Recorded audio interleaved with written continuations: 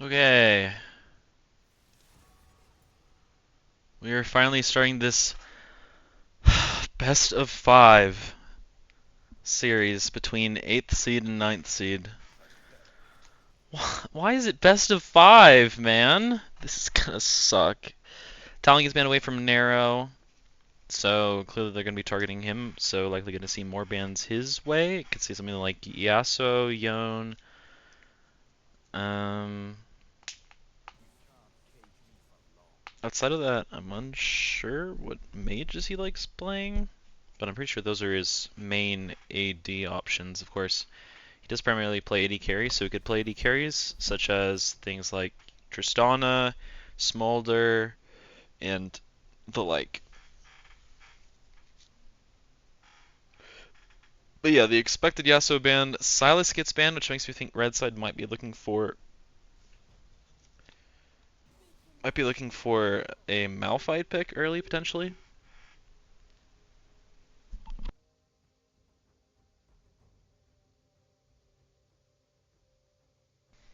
They do have Pierre subbing in for Len, so that's a very different play style.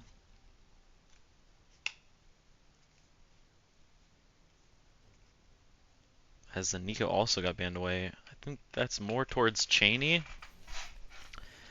And yeah, I predicted all Blue Side's bans. Yippee.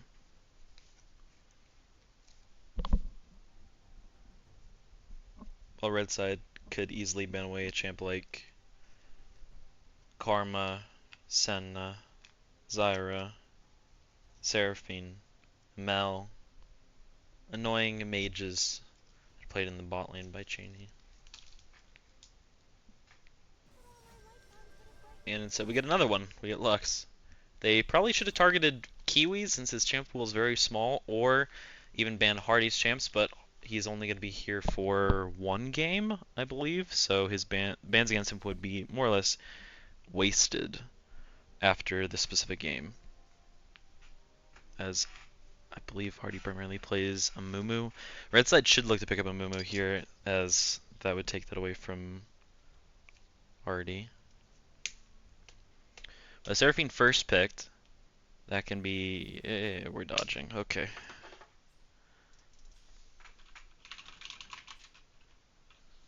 Okay, that changes a lot, having Len here.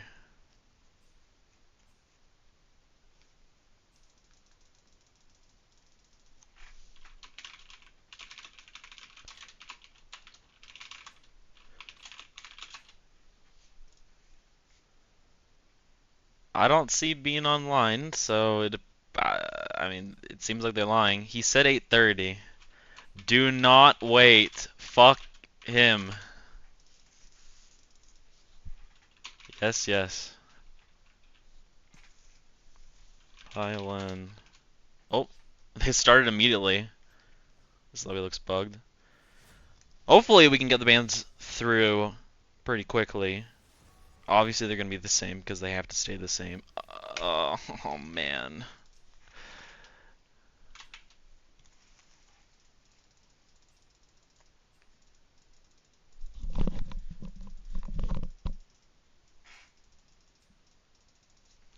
Holy hell.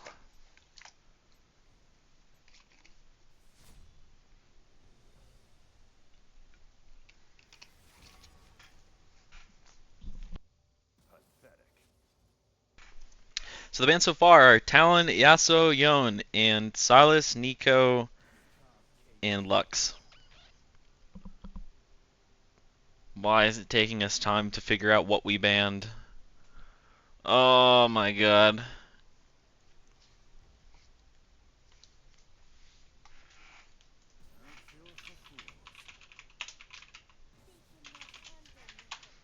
Peaceful music for mind relaxation. Well, this is too loud. It's gonna be loud.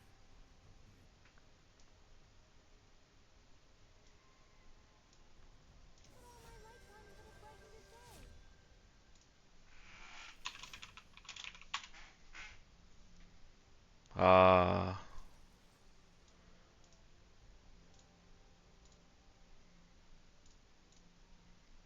So peaceful. Namaste. Breathe in, breathe out. Lock in Ashamumu. Ashamumu. Ashamumu. Ashamumu. Will it into existence. Please. Hardy only plays like 2 junglers. Just lock in a Mumu. Lock in a Mumu. Oh,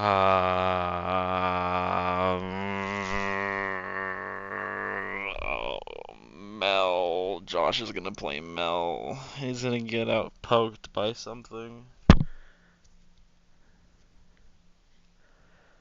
They give away a Mumu. Namaste.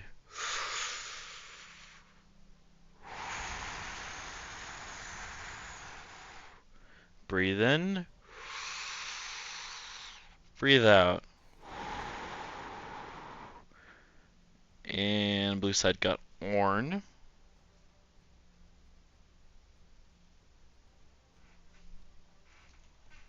Spooky's playing Ornn.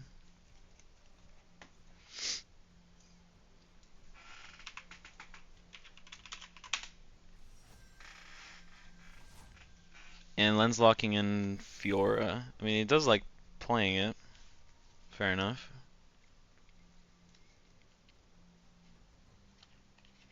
But they don't have a front line. They're all 3 backliners so far. Well, I mean, Fiora's not a backliner, but she's not really going to be impactful in a team fight. So if they are able to get the Fiora ahead inside, then that is certainly a win condition. But she's not going to be nearly as impactful in team fights as this Ornn's going to be. And the TF banned away from Jake, while Vi gets banned away from Dark One.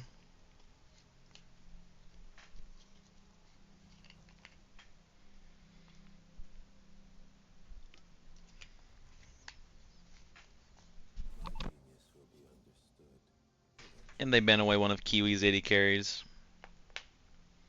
Probably should have just been a double 80 carry ban, as Kiwi's plays 3 80 carries. Misfortune, Jin, and Corki, I'm pretty sure.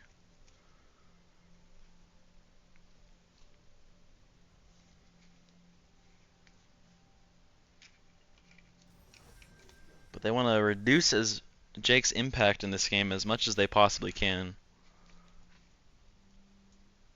That's not a bad idea. As Nocturne gets banned away.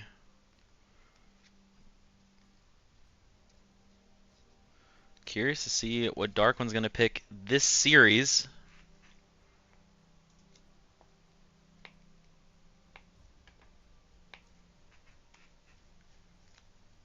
As he's already had 2 junglers banned against him and 1 picked away from him.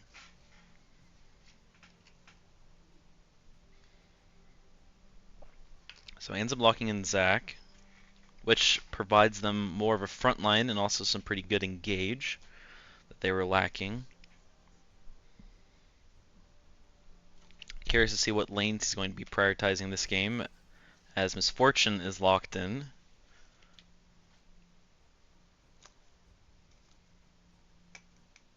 Now we're just missing the mid laner here.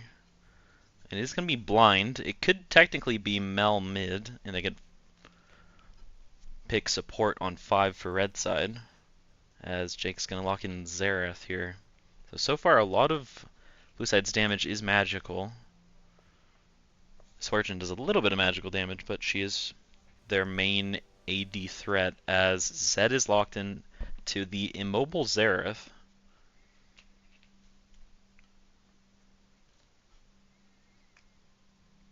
Nice thing that they are going to send that Mel to support, as it is quite good into Seraphine and Misfortune, while the Xerath is quite good into the Mel.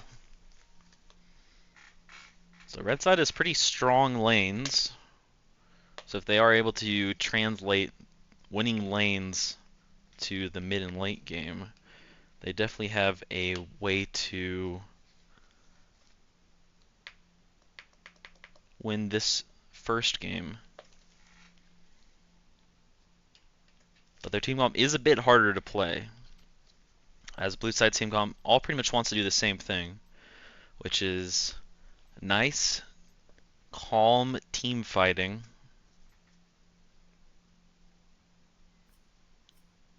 The Xerath can easily impact the rest of the map with his ult,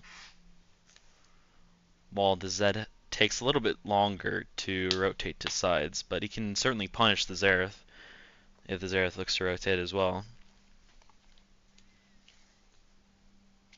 So really curious to see which lane the Zack's going to prioritize.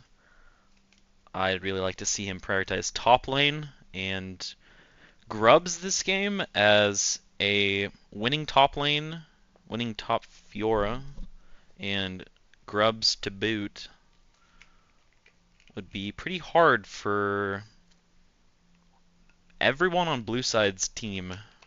There's not really anyone who can easily match the Fiora, as the longer the game goes, the harder it is going to be for this Ornn to deal with her.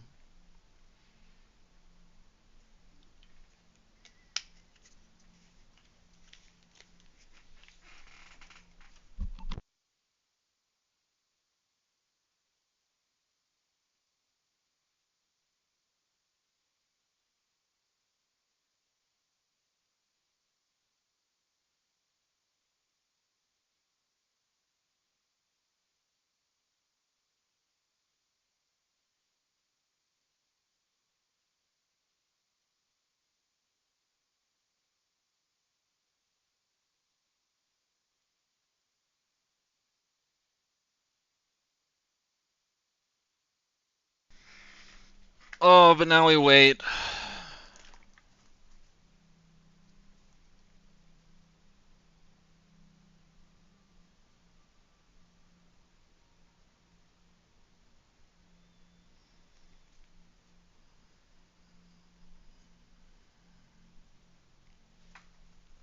There are a few subs in this series, more specifically this specific game, as Jake subbing for Anos mid lane, Hardy subbing for J Patches in the jungle. Those should both only be single game subs. So if they have a significant impact on this specific game, they will not be around for the next one. So the performances we should really be paying attention to on blue side is top AD in support.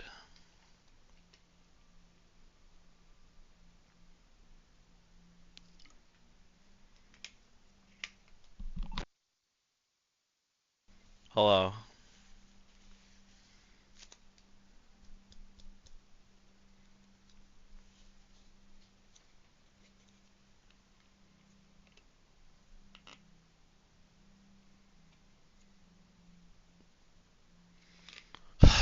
Don't remind me. Hardy was the one who told me that we're gonna cast together, and somehow I'm the only one here because he got conned into playing jungle. So now I'm just listening to peaceful music while watching these fantastic games. Oh, this is gonna be so miserable. Oh my god, why did I agree to do this? Yeah, you're banned. Don't do it. Yep, there we go. Bye bye, buddy.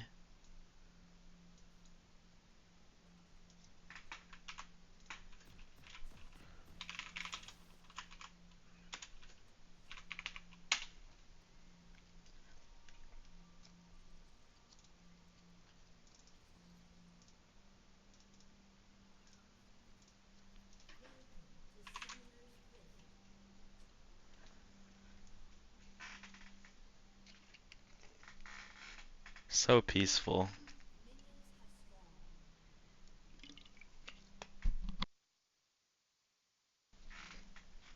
It's interesting seeing that the Zed went for more of a bruisery build as he went Conquer and TP this game. So he's gonna be looking to build quite a bit of ability haste rather than the standard lethality build.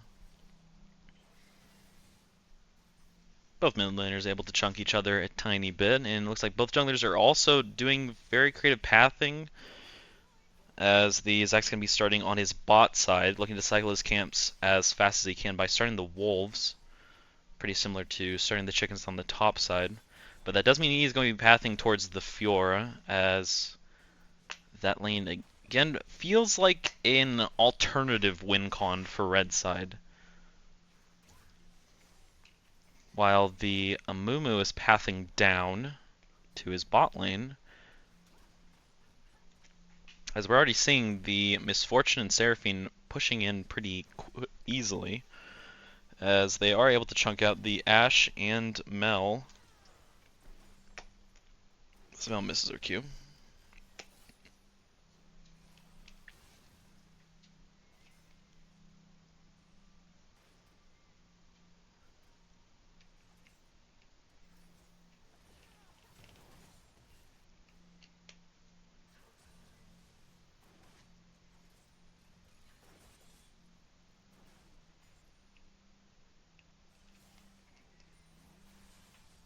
Good juke by Zed, able to avoid everything that the Xerath was putting out, and the Xerath did flash, but the Zed able to flash in response and secure that kill. Good start by the Zed. Curious to see if he's just going to be building raw AD or looking to get at least one lethality item.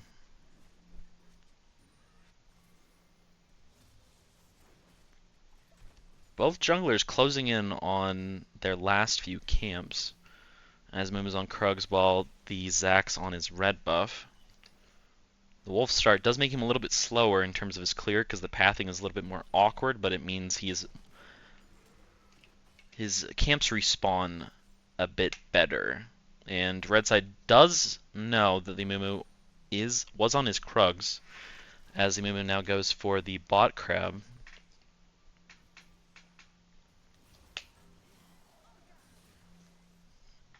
Nice try on the parry there. The Ornn pressed W, but didn't actually press auto attack to CC the Fiora. Good chunk off onto this Misfortune. The Amumu was able to hit a Q onto the back minions. But they just step back and accept the winning trade.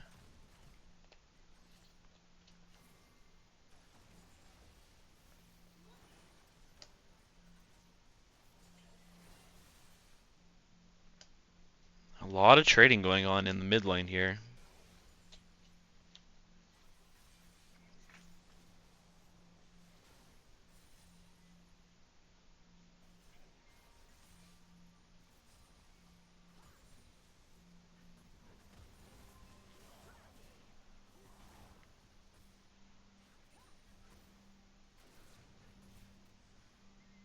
Fiora and Ornn also trading quite a bit. The Ornn popped Ignite onto the Fiora. It looks like she didn't really expect that, but she did pop the Ignite onto the Ornn as well. He's forward under the tower here. Is going to take 2 turret shots. Not quite enough to take him down. Flashing forward from the Fiora, and that does secure the kill. The W from the Ornn was a little bit misplaced, as the Zed's going to pop ult onto the Mumu. The Mumu's only level 4, so not able to hold the Zed down too easily. Does a good chunk off onto him, but narrowly missing that Xerath Q, just a little too short. And he's able to get away with a sliver of health. Mumu walking up here does ward over the wall. Zed is able to secure that kill onto the Mumu, as he didn't realize that Zed was right there. Fiora already starting to do pretty good damage onto this Ornn. Procs Conquer and pops ult onto the Ornn here, but Ornn able to walk under turret and takes a couple turret shots, giving a trade kill back over to that Ornn, as red side does have a nice early gold lead here. ZW's backwards to ensure he's able to easily get that turret plate. Ashe flashes away from that Seraphine E, as it would have rooted her.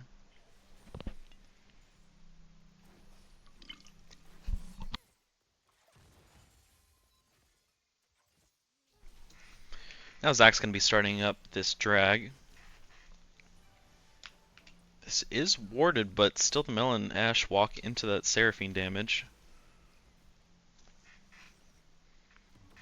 So the first drag of the game is going to go the way of red side. It's not going to be the most impactful in the world, as it's Chemtech Soul. It's Chemtech Drag, which is going to really assist the healing from Fiora and Zac, but outside of that,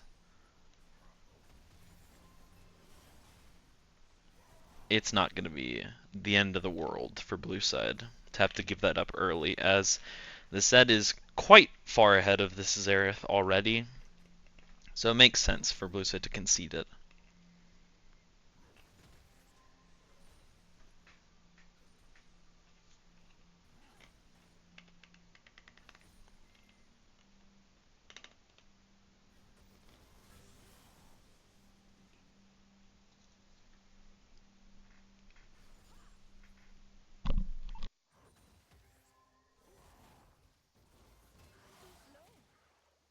Nice parry by the Fiora onto the Ornn.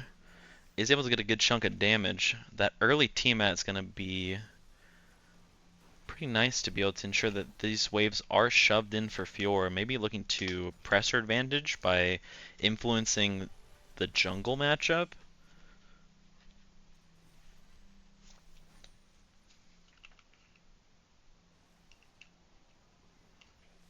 Azimuth is just now taking his blue buff. Fiora's going to be walking down using the Vision Plant to see the Mumu only has that blue buff to do. Now Mumu's looking mid lane. The Zed is quite low, as he's been poked down quite a bit from this Xerath.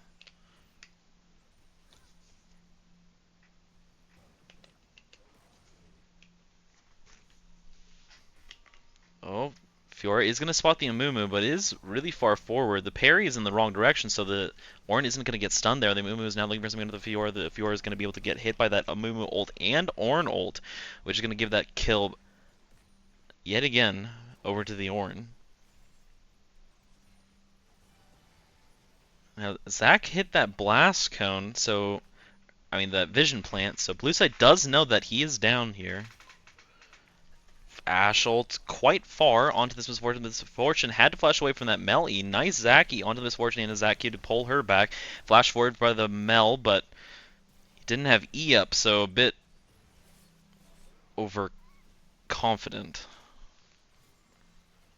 It's an interesting idea, but now the Amumu is going to be invading top side. Heal popped for the love of the game.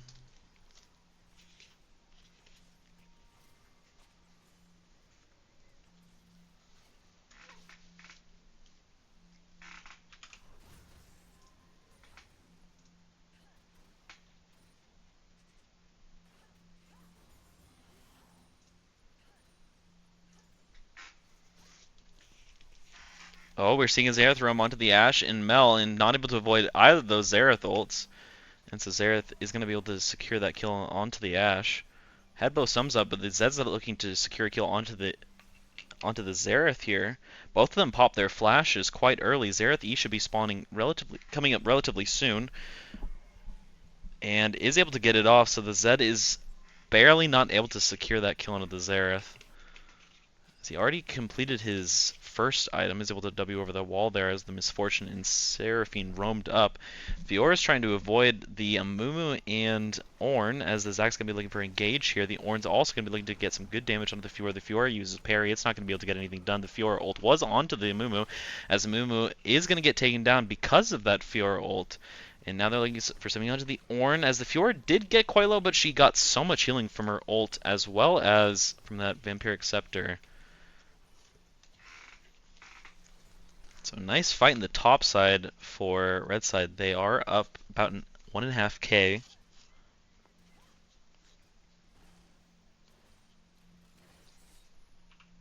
And the main gold advantage for red side is that top lane up about 1k, while mid lane's up about 400, AD 200, and supports are dead even alongside the junglers.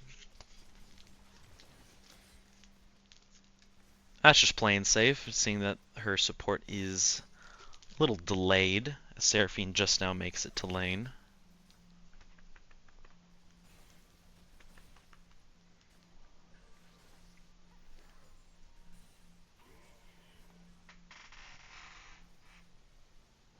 Good movement from the Zed. Doesn't have W here, so not able to easily get away from that Ornn ult, but is able to sidestep it, as well as the majority of Ornn's damage there. So now Fiora's going to get a lot of free time top lane. Zed able to avoid those Xerath ults and get away, meaning that the Zed is going to be able to maintain his lead in mid lane, while the Fiora is going to be able to extend her lead in the top lane, as she potentially could secure the first turret of the game. Unfortunately, blue side were the ones who were able to secure grubs. But still, Fiora's turret damage is plenty, so that is the case. Trading Mountain Drag for top lane presence is totally fine from red side's POV. As they are threatening the top jungle, Amumu, Xerath, Ornn are all in the vicinity. Zack's going to be a little bit late here, but the Zed's going to be hiding in that bush. Imagine a fight should break out once blue buff spawns, or after the Amumu is able to clear his wolves. As Zed is giving up a mid wave for this.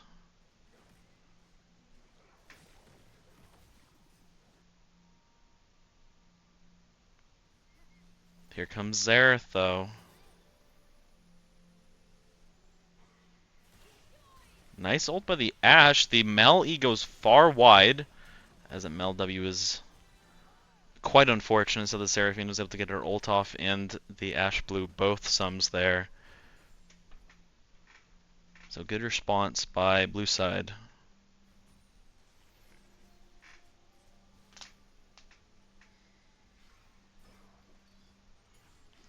Nice Q from the Amumu onto the Zac. The Zac should just be able to E away, but the Amumu ult was nice to stun him mid-jump. Zed's looking for something here, but he's just going to be trading his life away as well. Quite a strange engage attempt.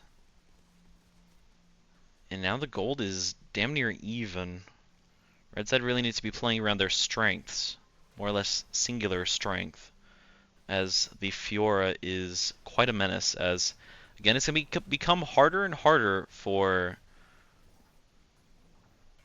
blue side to match her inside, as they pick her inside, as she just stuck around too long.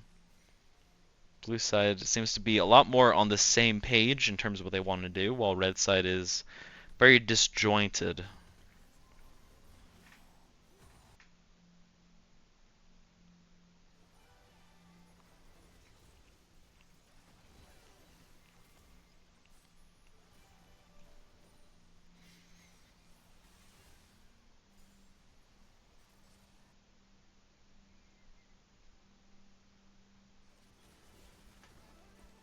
Nice root onto this Mel here. The Mel taking a lot of damage. Pops her W. The Ashe ult onto that Misfortune. The Misfortune got quite low. Decided she wanted to use Flash and Barrier to ensure that she didn't get taken down.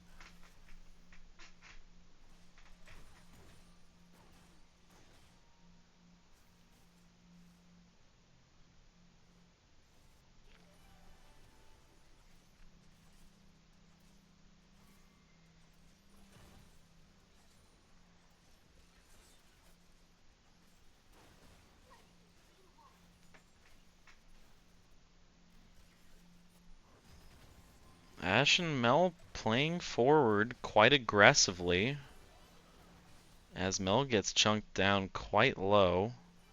Ashe is going to be spotted out by that ward by Seraphine. Seraphine no longer has most of her abilities up. Here comes the Zac engage. Misses everyone. Is able to get the ult onto the Misfortune. And the spot lane of blue side is going to get taken down. But TP coming in from the Ornn. Zac is quite low and eventually falls to the Seraphine somehow. Here comes Ashe ult, and the Xerath ult, and Ashe gets taken down. Zed was able to tank one of those Xerath ults because of his Eclipse. Fior's threatening mid lane here. Shouldn't be much of an issue to just easily walk away from this Amumu, as Amumu's just going to be looking to take this wave here.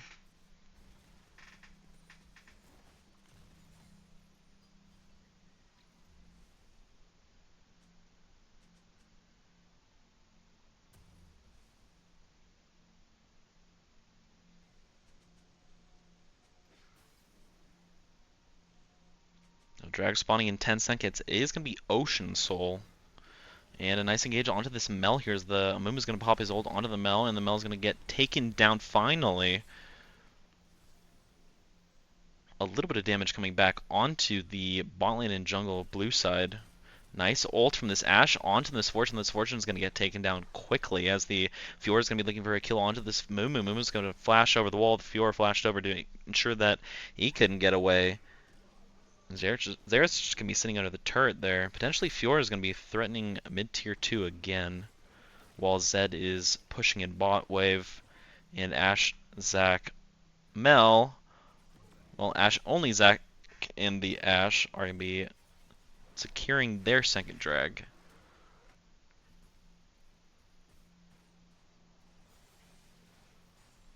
This Xerath's hurting. He's got Magi's.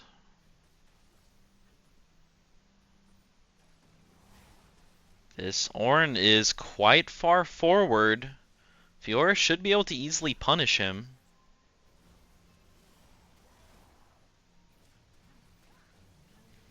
There's the ult popped by Ornn, but the Mel W negates it. So there's no threat onto Red Side's members, and they are able to secure that kill. Zed now going to be catching mid wave, while a bot wave is going to be lost for Red Side. Fiora splitting top lane. Should easily be able to take down tier 2 after a certain point. But blue side really has been playing relatively well in terms of their ability to punish overextensions that Fiora has put herself in several times, as she no longer has flash. Does have Mercs though. It's going to make her quite slippery. Be building towards Triforce next.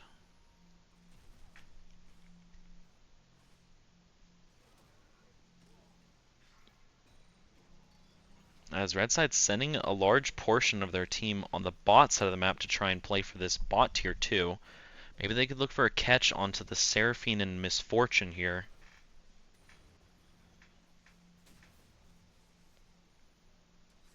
And they weren't able to clear one of those wards there, so they are going to be on vision here.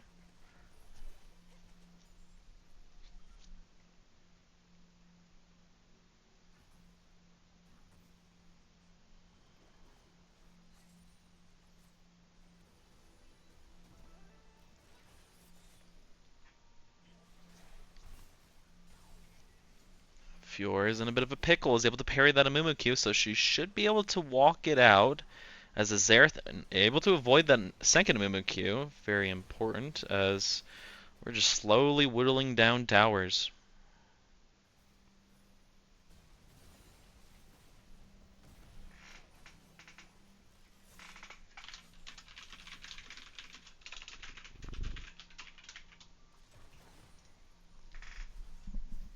Yeah, it is a bit strange not seeing him go a Balmy item, especially since Balmy items got buffed, I think a patch or two ago.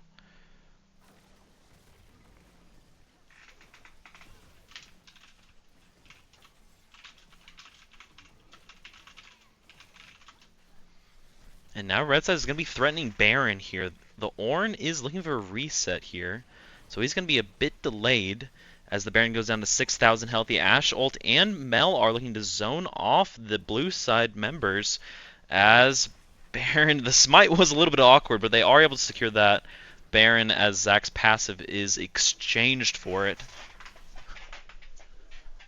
And that is incredibly worth it, as now Fiora's going to be in the side lane with Baron, while blue side is able to play for mid turret and potentially top turret as well. They are going to get a little bit gold back into their pockets.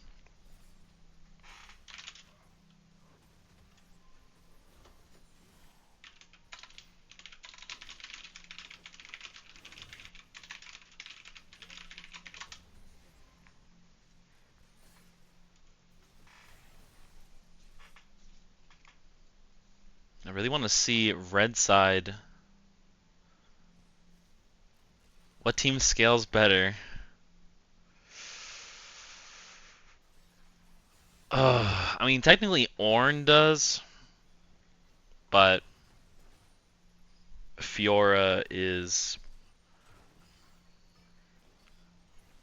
pretty good late game in a side lane, which is going to be quite hard for blue side to be able to really deal with. Because those are the two main members that I'm really looking at. As Zed's going to pop ult onto the Misfortune. The Misfortune is going to pop Flash. He jumps backwards, able to avoid majority of Amumu's kit. Or, who was that up there? That was the Ornn? Yeah, he missed everything. Amumu 1v9s. Zac will 1v9. And Zac is pretty good late game. And Ashe walks back into the Xerath ult.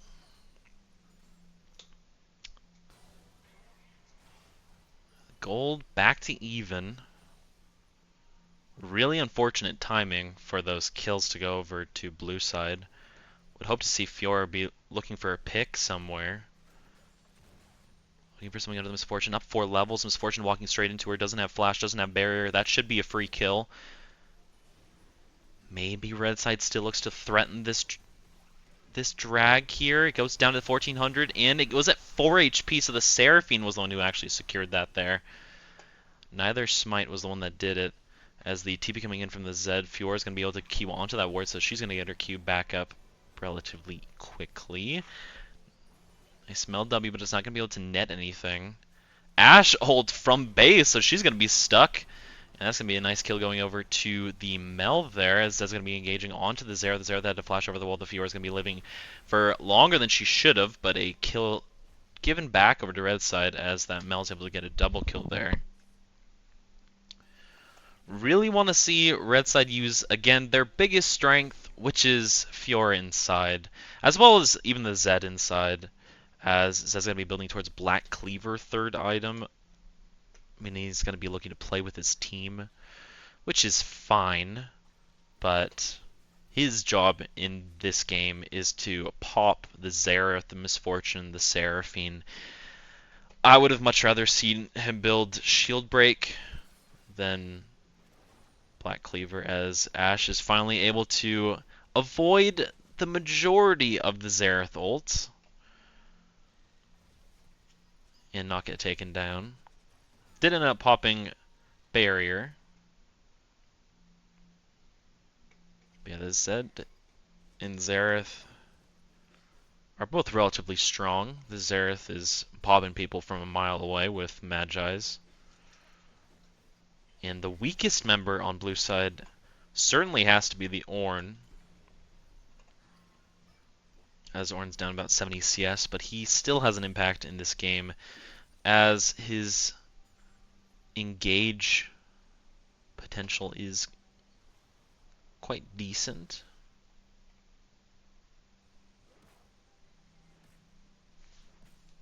Yeah, once he gets death cap, the Ashe is going to die from probably 3 Xerath ults.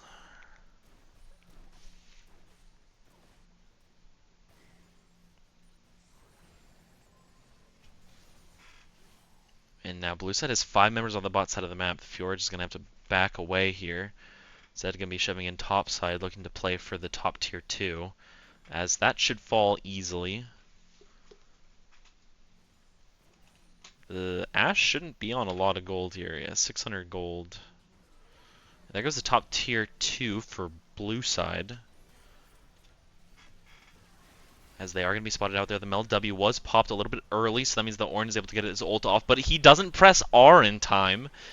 So she gets taken down, and then Zac's going to be trying to flash out of here. He's able to get the E off just in time. He's going to have to avoid a bandage toss, but not able to do just that. And so the Zac and the Mel are both going to get taken down. Oh, the Fiora is going to be splitting inside.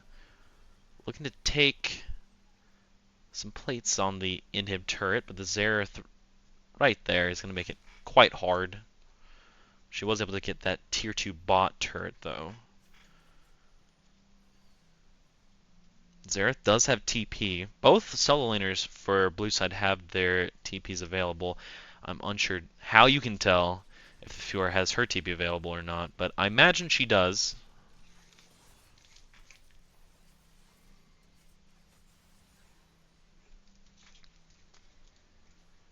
So the only outer turret left available for blue side is the mid tier 2.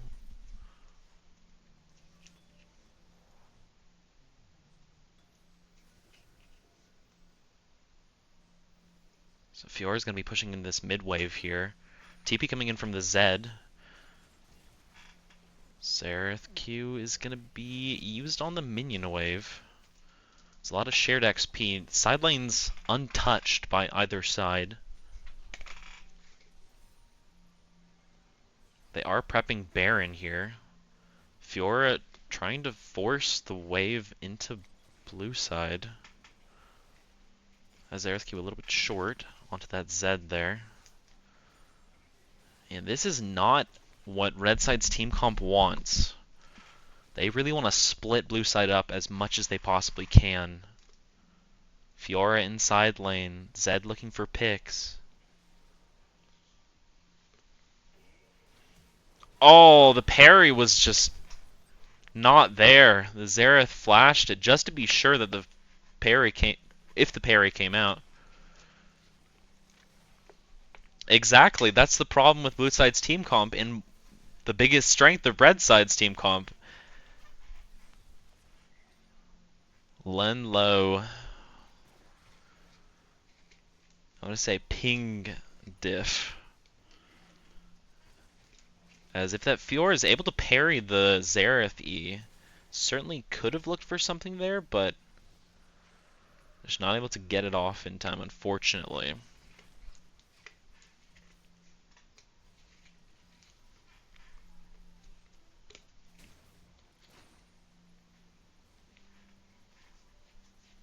That did lead to blue side's third drag, and Xerath now has Rabadons.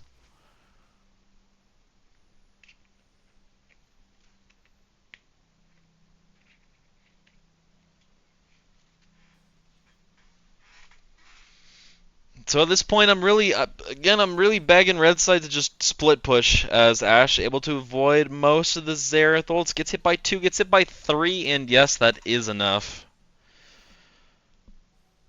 Oh my. That could potentially be Baron, as Ashe saved both of her sums to more or less concede Baron.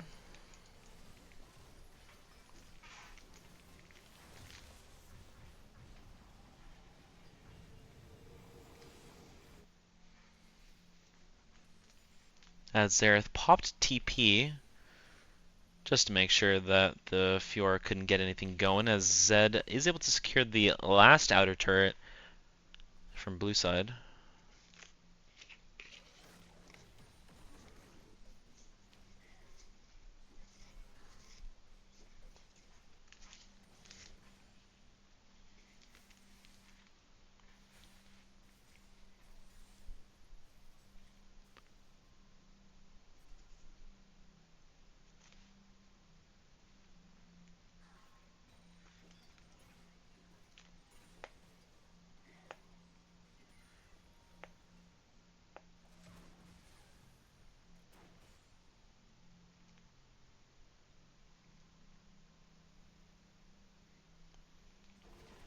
Xerath ulting onto the Ashe again. It looks like the Ashe was able to avoid all of the skill shots, except for one there. So no Xerath ult is a sigh of relief from red side. As Fiora is looking to threaten a kill onto this Ornn. As Fiora is up 100 CS already. Mel is going to find the Xerath there, playing quite aggressively.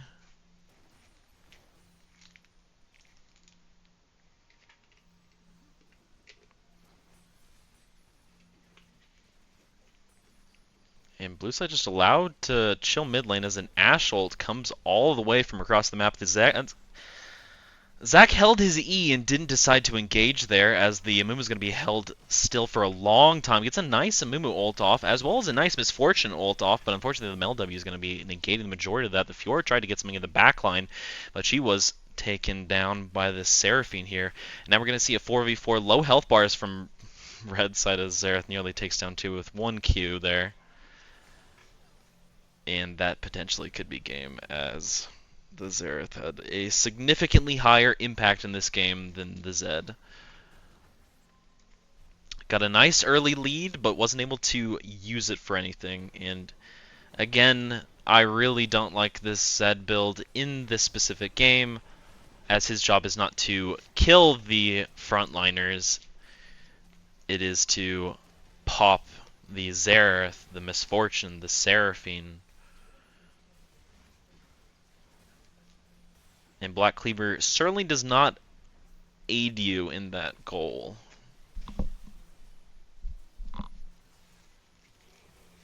And he's going to get taken down.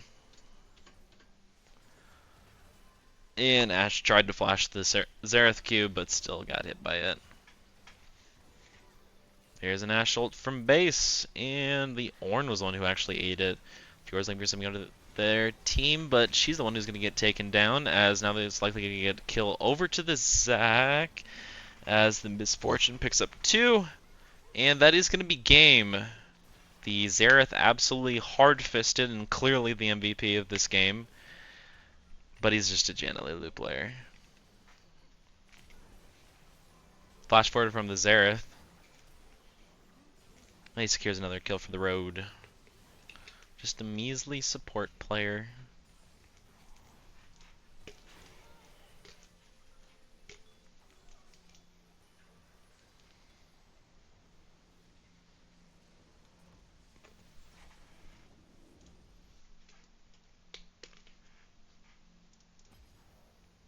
Yeah, damage charts. 46k damage from Xerath. The rest of the team did like 15k. I think he did essentially the damage of 3 of his teammates. Holy.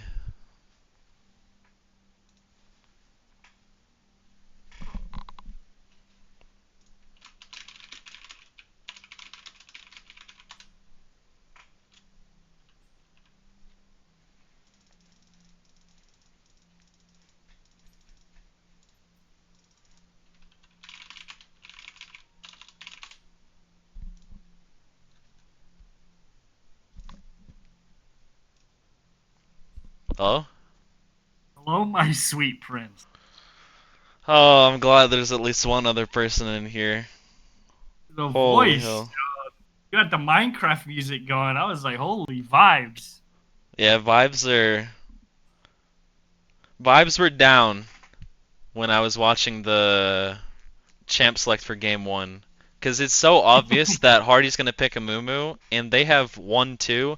And so I'm just saying, okay, come on, just pick Ashe, a Mumu, Ashe and Mumu, Ashe and Mumu, and they went Ashe Mel. I mean, I understand Mel is good into Seraphine, but I don't want to see Sharon playing Mel into Seraphine, because I think he has a lot more impact when he's playing engaged champs like Leona, as well as something like Nautilus. Yeah, it was Oh, looking a wait, little oops. rough early doors. I mean, Yeah. kind of hard when we have losing top and mid.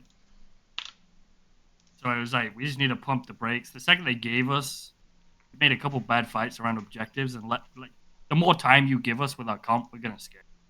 Yeah. The dragons we took just allowed us to crawl back into the game somehow. Plus, I felt bad every time Ashe was on the screen, dude. I was just fucking spitting in that direction.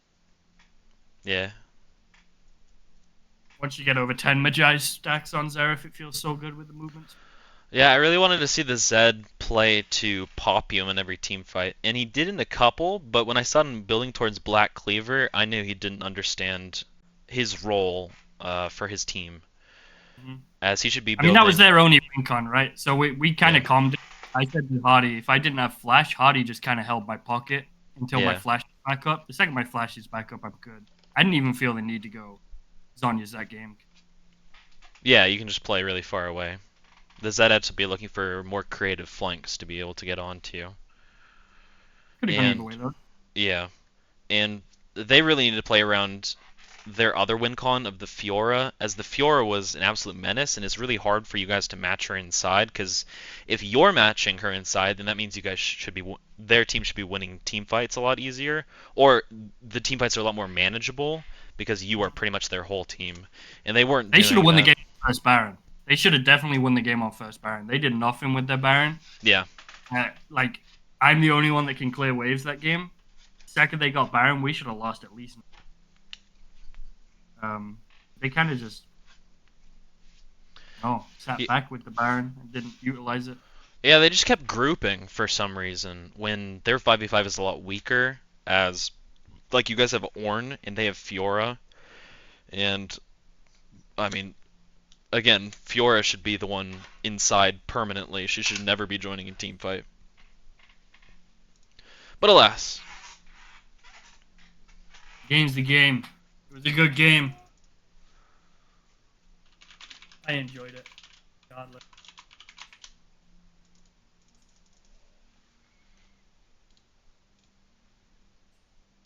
Pizza, my boy, dude. Whenever I sub in, Pizza's always lurking, cheering me on from the shadows, dude. Shout out to my boy. True.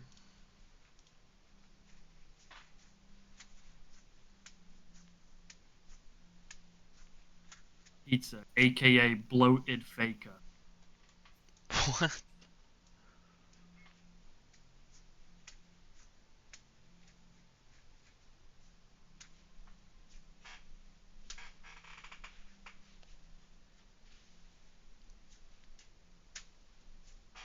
Excited to see the dynamic change with Lorano.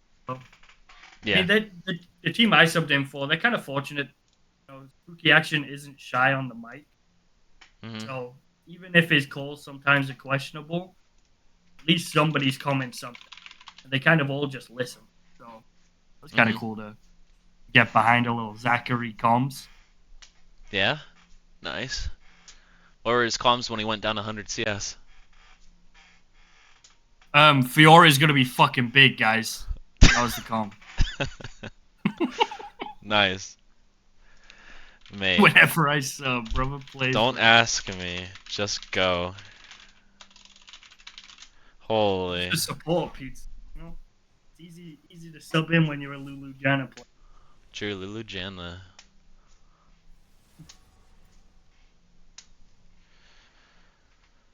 Oh, this is gonna be hard to remember. Oh yeah, it's a best of 5, isn't it? Yeah, I wish that they were using. There's a website that I remember Duck uses. That's pretty good at remembering what you've picked, but you have to remember what's banned. But you can input it to remove what's banned as well. Mm-hmm. So that would make this a lot easier to visualize, but unfortunately, we are stuck with this, which is fine, but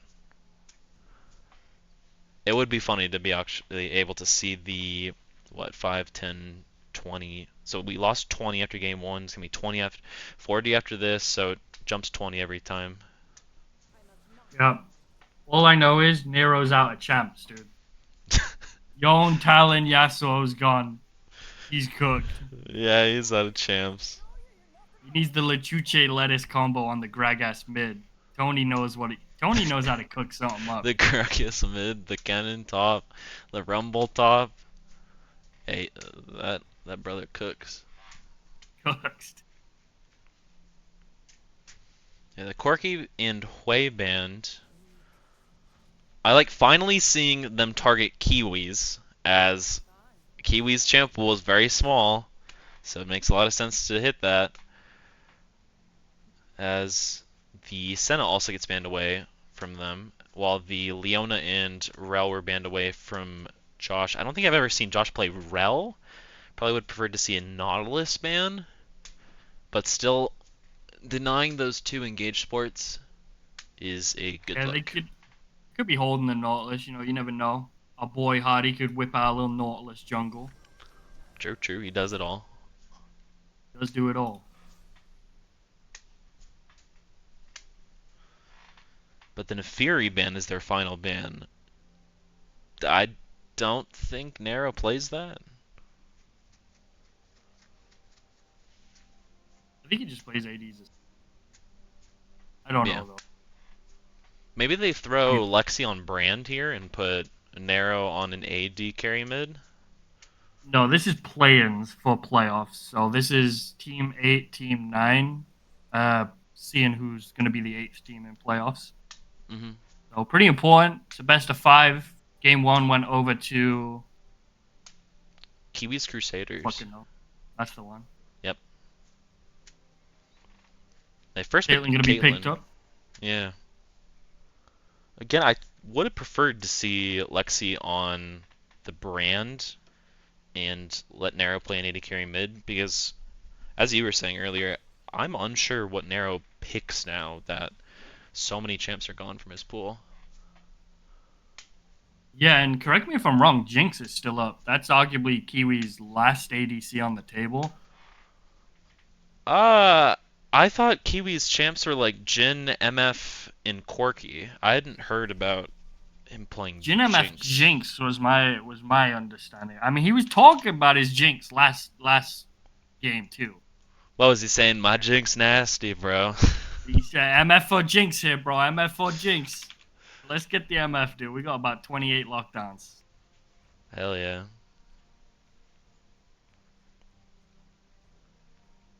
He has 3 Jinx games in his match history. Hold up a second. Holy. That's not the one. That ain't the pick right there, bro. That ain't the one, Kiwi. Put that shit back in the locker. The Renekton Nautilus, blue side is really beefy, and red side's even beefier with the Sejuani Karma in Malphite. I do love the Malphite picking a Renekton. The only issue is now Kiwi's pool gets squished even more. Yeah. So blue side is listening. He wants to play Jinx here. Outside of that, I've no idea what he would pick. The only thing I could think is the Varus to counter the Caitlyn, but I don't know if he truly understands how that functions. Oh, they're listening. We got some listeners, bro. We got some listeners. If they ban the Varus, they're definitely listeners. That'd be funny. They're getting their licks back from the fucking quote-unquote sub-upgrade. True, true, true. Just a Lulu Janna player. Just a little support player. Yeah. Peaked D4, by the way. Wow. W. Yeah, red side now targeting Dark One, banning away Mundo and Jarvan. I don't think I've ever seen him play Jarvan before, but he has played Mundo. I've also seen him play Shyvana. And Len's got a Mundo in the arsenal too, so it could easily. Well, he's playing Renekton, but Yeah. might be playing for the game 5. Smolder's gonna be gone. Yep. Take a rocket science to pilot Smolder, so I get it. And it's just nice seeing that they have a nice beefy front line. Can easily play a scaling champ and just chill.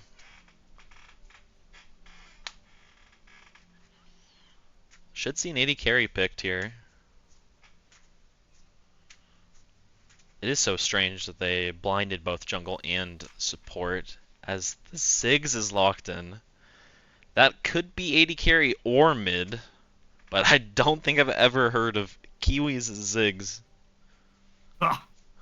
He's had a couple drinks, dude. Anything's possible. That is true.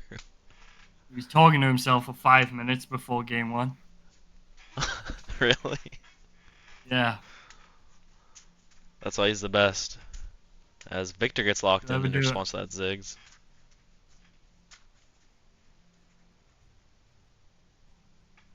I really don't like the idea of solo AD. I think the Ziggs kind of has to go bottom. You kind of want your AD in mid at this point. Otherwise, you're just stacking top side with AP.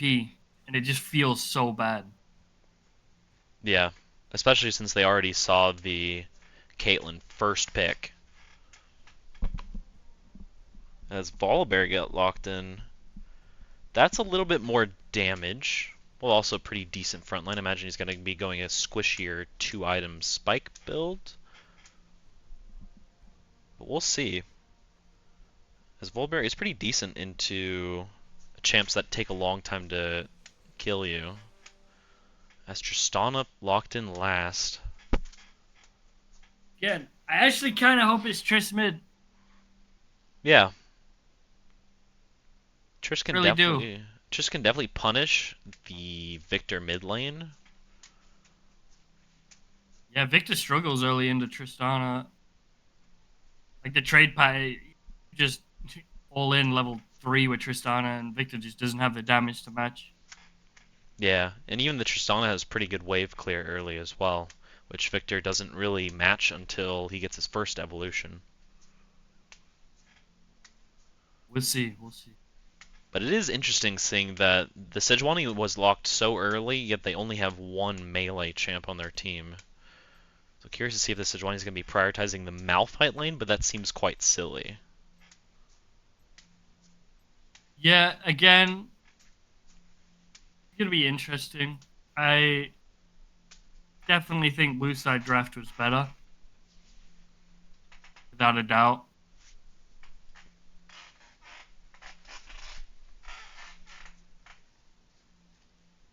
Be right back. I'm going to the restroom while you dissect this one. This is a crazy one. This is a crazy one.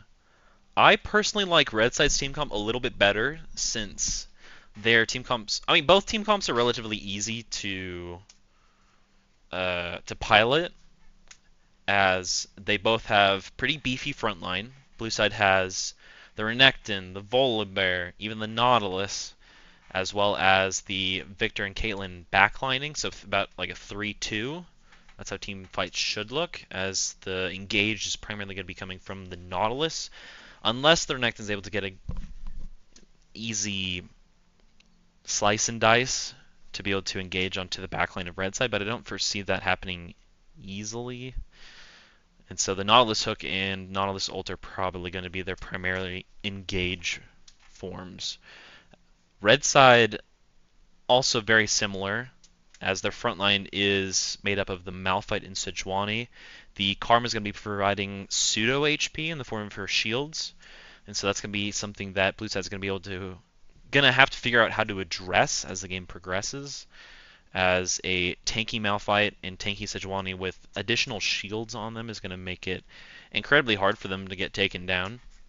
And Blue Side's only real shield break user would be Renekton, and he can't. I mean, he can easily use it onto the Sejuani and Malphite, but if he builds towards that, he's going to be a lot squishier than their team is probably going to need him to be. And so Red Side's going to have that front line of Sejuani, Malphite, while they have the back line of Tristana, Ziggs, Karma. And so if Red Side is able to play slow, the Tristana, Ziggs should just be able to outscale Blue Side's team.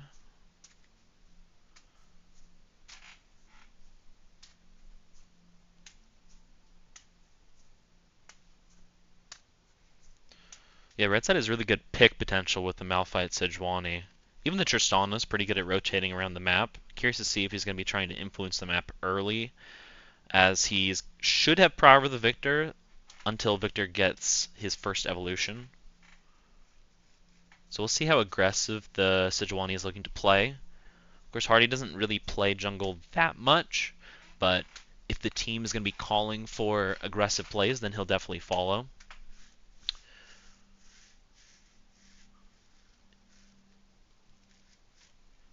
So I see a lot of winning lanes on red side.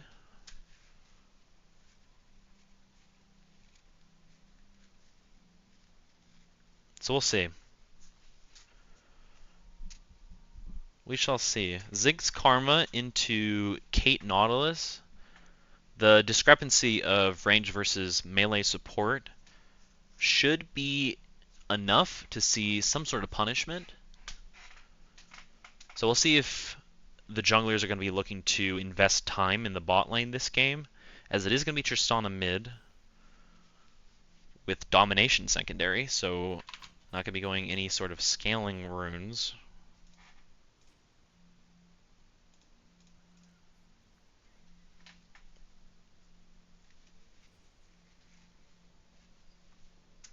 Malphite going Grasp into the Renekton, while the Renekton does have Ignite Conqueror.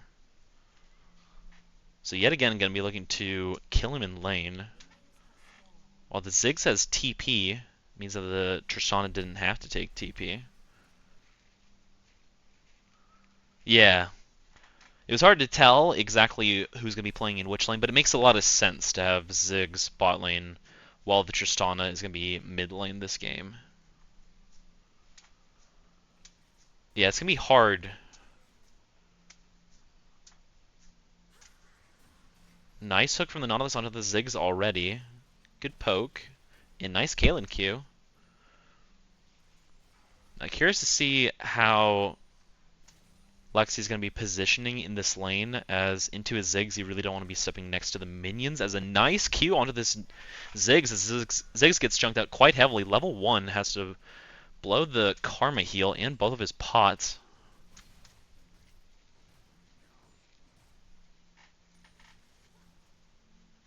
So good, really good start from blue side, as they really need to be able to punish them early, as that's when AP champs are their weakest. And both junglers are going to be pathing down this game. The Volibear is a little bit ahead in terms of his clear. Renekton chunking down the Malphite a tiny bit. Does get his Conqueror fully procced. Pops the Ignite onto the Malphite. The Malphite is getting Renekton low, though. And both are going to walk away from one another. It's interesting seeing that Renekton went for such an aggressive setup, but ended up building Doran's shield. If he went for Doran's Blade, then I certainly liked his chances a lot better in that exchange, but the Doran shield just doesn't have the damage that he was really looking for, as the Tristana jumps forward after the Victor pressed E on the wave. Volibear flashes forward looking for something out of the Tristana. The Tristana had to flash out there, and so just an exchange of flashes, but it does mean that the Volibear is going to be a little bit ahead in terms of his clear.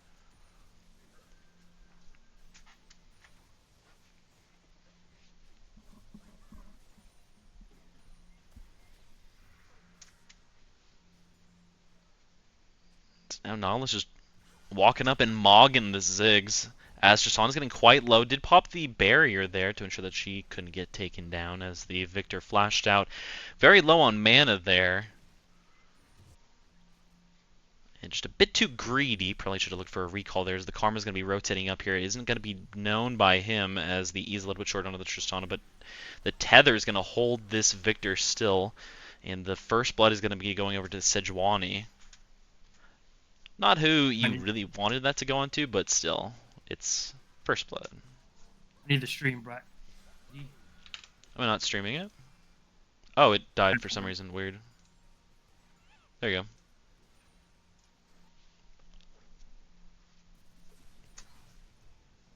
You?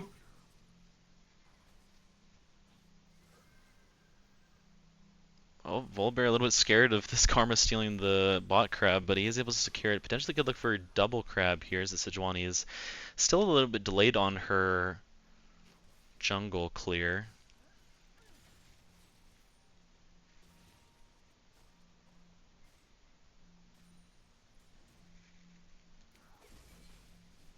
And the Kaelin has a bit of a CS lead already. The wave is coming into the Zig, so he should be able to recoup a decent portion of that. Yeah, and Ziggs should never be in a position, even if you 1v2 where you're behind in CS. That champion's so easy to CS with. Outranges any ADC in the games.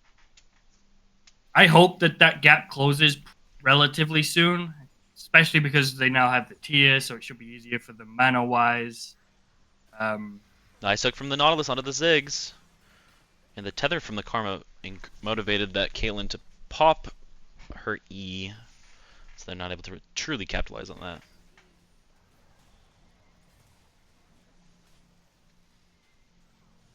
Oh, Tristana's going to be jumping onto the Volibear here. The Volibear is going to get lower and lower, but is able to heal it off of that Sejuani. The Tristana's going to be able to jump onto that Volibear to secure that kill while the Sejuani was traded back over. The Renekton's going to be eating out of that Tristana. No longer has her W back up, and the Renekton flashed forward as that Tristana got taken down while the Renekton traded his life back over as the Malphite had to flash there. But 2 for 2.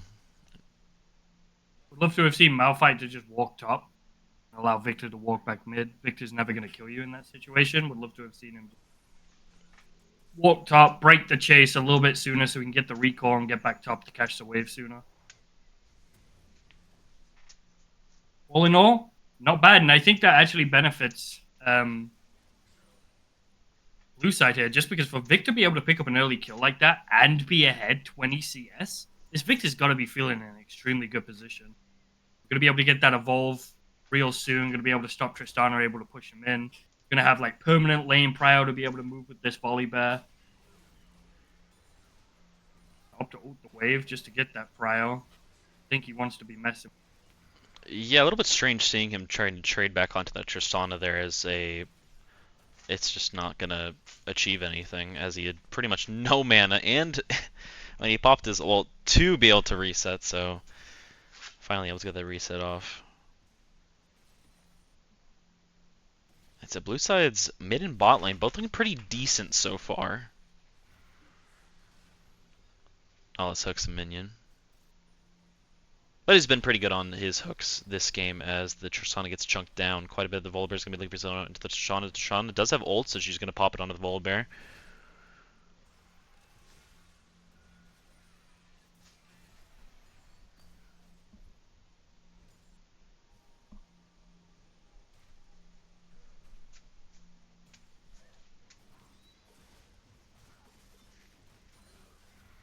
Oh, nice hook from the Nautilus onto the Ziggs here. The Ziggs able to use the Satchel Charge to be able to get away from the Volibear's advances.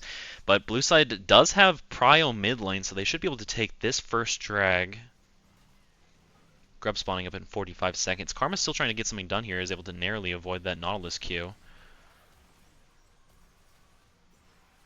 He's going to get rooted for his troubles, though, as Sejuani is still trying to do something here. Sejuani flashes forward onto the Volibear. The Volibear is going to get taken down at the very start of this fight. The Tristan's on the side looking for a kill onto the Nautilus, and he's going to get taken down as well as the Victor. And it is going for bad or worse. The Kaelin's able to flash away from that Malphite ult just in time, but wow.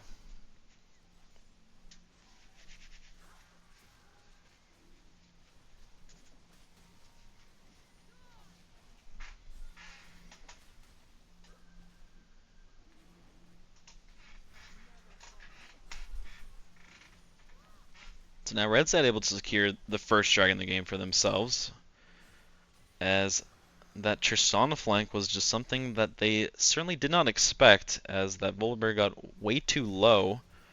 Nice to get spotted out, trying to reset down there. Does know that the Malphite doesn't have ult here, so easily able to walk it out. Yeah, and I think that's something Oranos is pretty good at. He always seems to find these like creative flanks. He did it in our series. He's done it in a few other series. He's actually very good at that. Renekton, on the other hand, his ass beat right now. Brock. Don't think it's going to amount to anything. I think Zach needs to. Victor is here. Malphite doesn't have any way to get out of there. So the Malphite just gets taken down. And blue side picks up the grubs. Man, this is going to be a long series. These teams are so back and forth. Please don't say 5 games.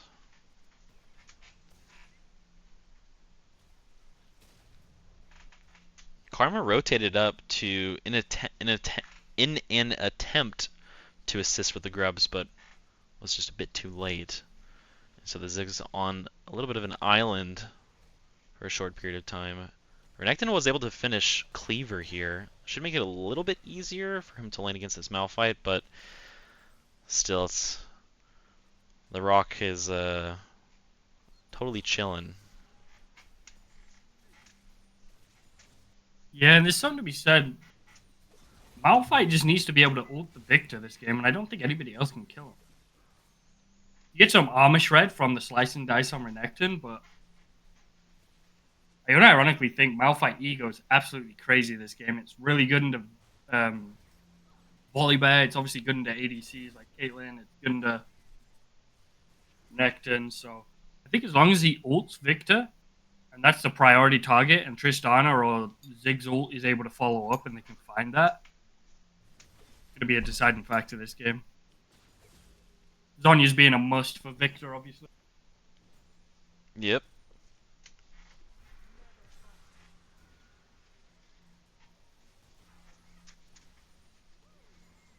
Oh, here's an engage from the Tristana. The Victor's able to pop the W, and the Tristana's going to flash out of it. Secures that kill with the ult. Bulver's going to be ulting onto the Tristana. Doesn't have the ult to be able to prevent his engage, so it's going to be a trade of kills and summoner spells as the Volibear popped his flash in exchange for the Tristana summoners. So not the end of the world for blue side, as Nanosuka goes a little bit wide, and this Caitlyn gets chunked down further and further. Probably didn't really want to look for an engage there, as the Volibear and Sejuani are going to meet each other in the jungle. And this Hardy guy doesn't play a lot of jungle, but man is he aggressive. He wants those chickens.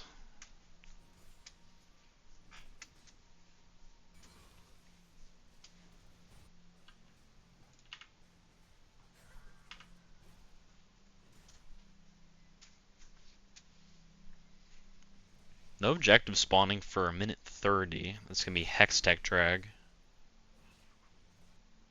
Curious to see if the Malphite's going to be rotating down for drag again. As Red Side did have a very decisive team fight before the previous drag, but they also had the Malphite down there to ensure that nothing possibly could ever go wrong.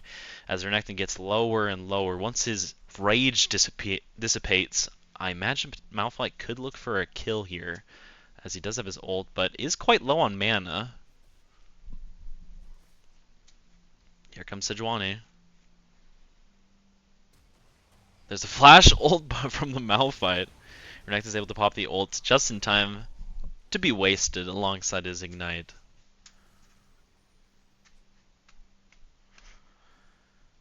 Back for good now, sorry.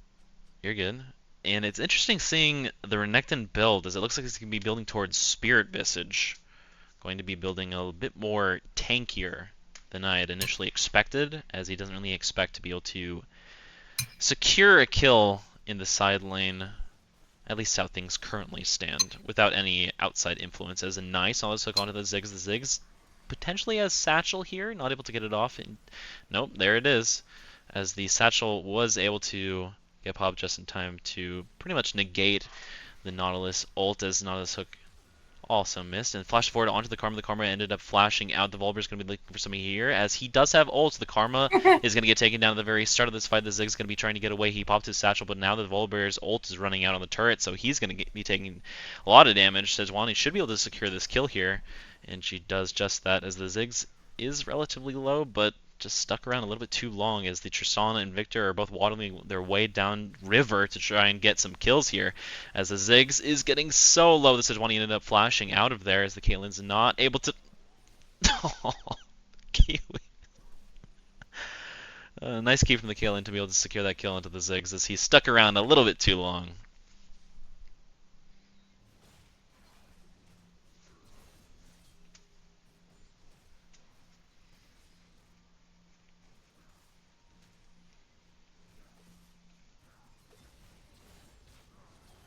Renekton popping ult, looking for a kill onto the Malphite. The Malphite doesn't have ult quite yet. It should be coming up soon. Just a few seconds. Should be able to heal up off of the wave here. Karma's leaving for a flank under the Victor. The Victor does have flash here. He's going to decide to use it. Another successful roam by the Karma. She's going to be building towards Malignance next. And Red Side is starting up this drag.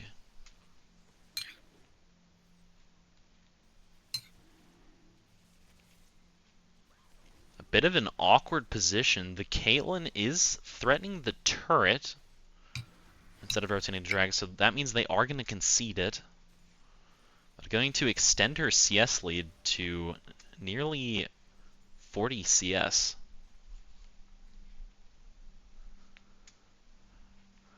Yeah. Zeke's Renekton.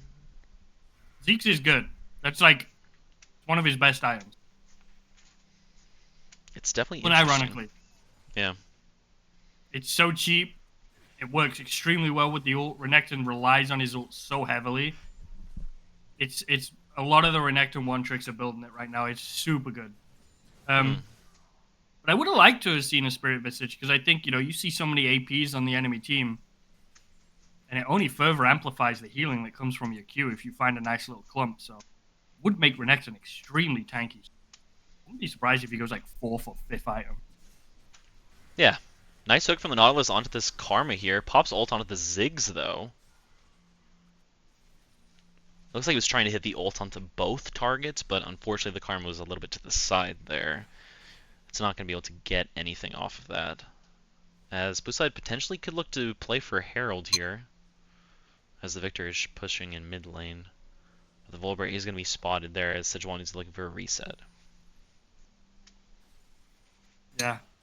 Interested to see Zach's build too. Zach's got that fucking 1990s garage sale build. Just fucking parts and pieces laying around.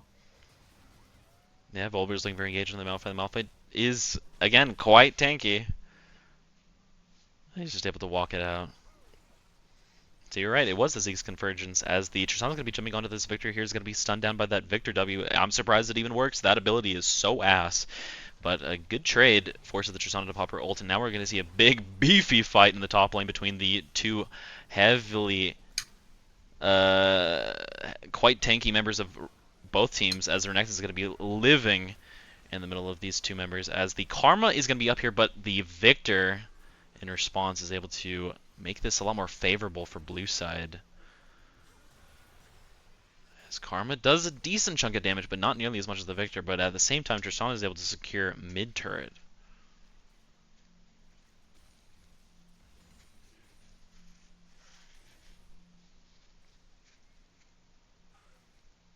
Man, Len hates buying boots. Good damage from Caitlyn onto the Ziggs. Pops ult onto the Ziggs as the Caitlyn's trying to avoid getting taken down by the Tristana, but the Tristana has just enough damage to secure her. And Ziggs didn't even have to pop Flash as Caitlyn popped both sums. Bit too aggressive there, unfortunate for her. Should have played a lot safer, knowing that their strongest members are on the top side of the map.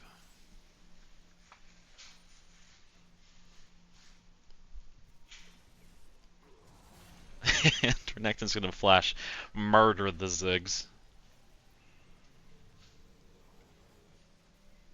Curious to see how short this Renekton's ult cooldown is now. 68 seconds? It's not bad. You gotta think it lasts for a while too, so it's actually less than that.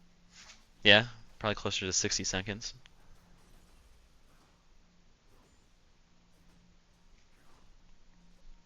Oh, TP coming in from the Malphite here. Him, Sejuani, and Tristana both all on the bot side of the map trying to get a kill onto the Renekton. The Renekton doesn't have flash here. Gonna slice and dice through the Malphite here. The Malphite does have ult. And it's gonna be Pop the Tristana, gonna be looking to secure this kill, and is able to do so, all while blue side looking to take down mid turret, but the Ziggs ult is gonna deny it for a short period of time as Ziggs takes a lot of poke damage. And the Herald should be able to secure it. As Onsuka is a little bit wide.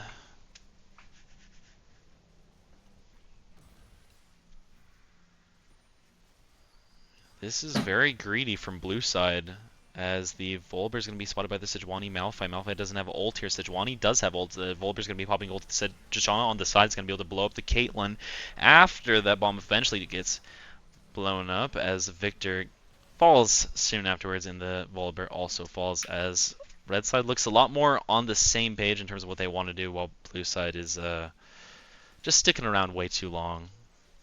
Yeah, extremely overzealous, wanting to get more damage under that tier 2. They found the play, the return from Renekton falling, and that overstay concedes all those kills over to Tristana, who's already extremely strong, and just gives another dragon. So really just overstepping. Got to know the timers on these dragons a lot better and plan around it. Ton is so strong, dude. Does have no mana, and he's getting chased down right now by both Nautilus and Renekton. Did had enough to buffer the W though. Nautilus hooking forward with no one nearby is able to get that ult off onto so many members, and the Caitlyn ult is going to be blocked by the Malphite. Oh, and there's the Malphite ult onto the Caitlyn. The Caitlyn's not going anywhere, but Renekton is living longer than certainly was expected, as the Caitlyn's able to walk away with 1 HP. Likely is still going to get taken down, but yeah, that one second she wasted to place the trap ended up being her downfall, as the Victor's going to be looking for a kill into the Karma, and Volbear is he's closing in on 2 items, but he is so squishy. Malphite eating up some greens, as the Sejuani ult is going to be keeping him still. Victor picks up 2, that's not bad. Maybe looking for 3 here. The Tristana is right around the corner and is able to secure that kill. Zig's getting lower and lower, but the Tristana just has so much damage. And even with upgraded tab eyes, Victor gets taken down. Oh, no, please don't. Josh, don't. Please don't. What a guy. What a funny guy. What is he doing? Oh man, Josh wants to die so bad. Please. You have so much to live for.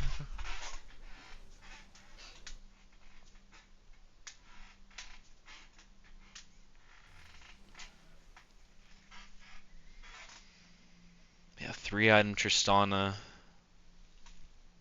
Oh, this game is going to be hard. Malphite's even building Jack Show, so he's not going to be full armor. He's going to have a bit of magic resist.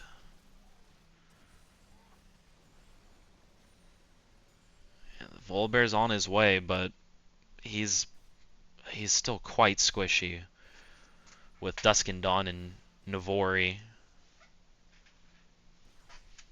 A Volibear building this when you're behind, you're pretty useless. Renekton trying to do damage to Malphite, but Malphite's aura is doing more damage than Renekton ever could, as the Tristana's going to end up having to flash out, as that W was a little bit unfortunate.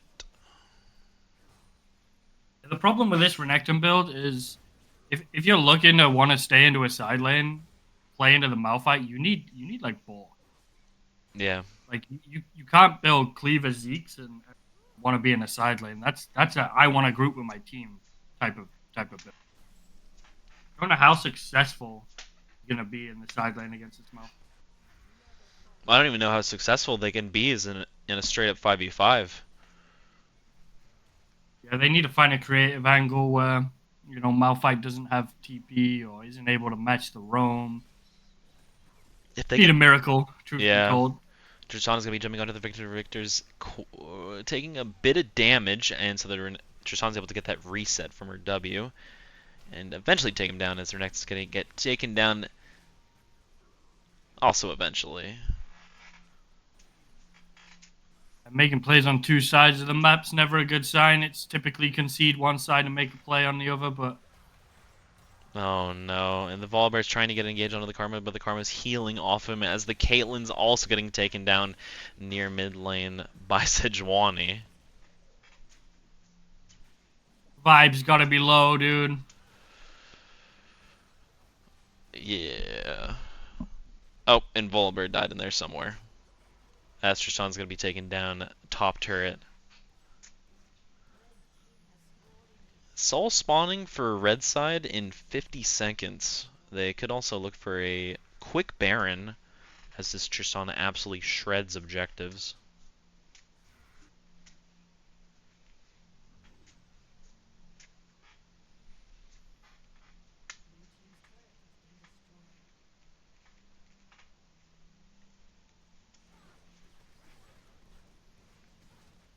And here we go.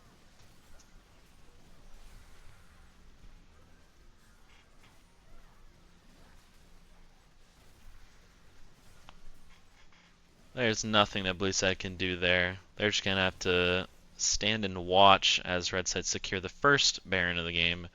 They're up nearly 7,000, a little over 7,000, as they rotate over to their soul. Chemtech Soul with Karma is going to be quite hard for them to overcome. As Sejuani look to advance onto the Nautilus, but The Nautilus able to flash away just in time. Nice soak by the Nautilus onto the Malphite, but the Malphite's not going to be able to take any damage, as he might as well have just healed off of all that damage that they were applying to him. Yeah, again, I think Malphite just needs to snap ulti the Victor. Game over. Doesn't even have to kill them. Just force the Zhonya's so Tristana can clear back. Yeah. And somehow drag reset there, as the Renekton's looking for a flank on the side. Look at the mid wave. They're quite okay with this, knowing how pushed mid is. And they just keep poking them out, the Karma and Ziggs. As they spot the Renekton, Renekton's going to have to use his Slice to get away, but the Sejuani ult is going to hold him down for a little bit of time. This Tristana is a little bit out of range. Nice slow by the Sejuani on the Renekton. Renekton's going to get lower and lower, and Tristana is able to get the reset. And that should be a kill given over, as Blue side tried to walk into the drag pit, but they lost even more health. And now this certainly should be soul for red side.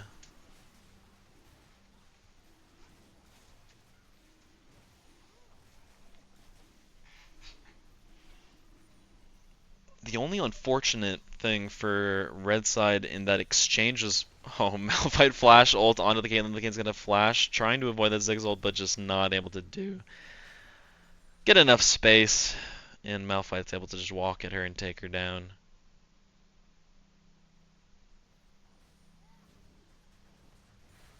Victor and Volibear potentially could look for something onto this Tristana here, but I wouldn't be surprised if the Tristana could easily 1v2 them.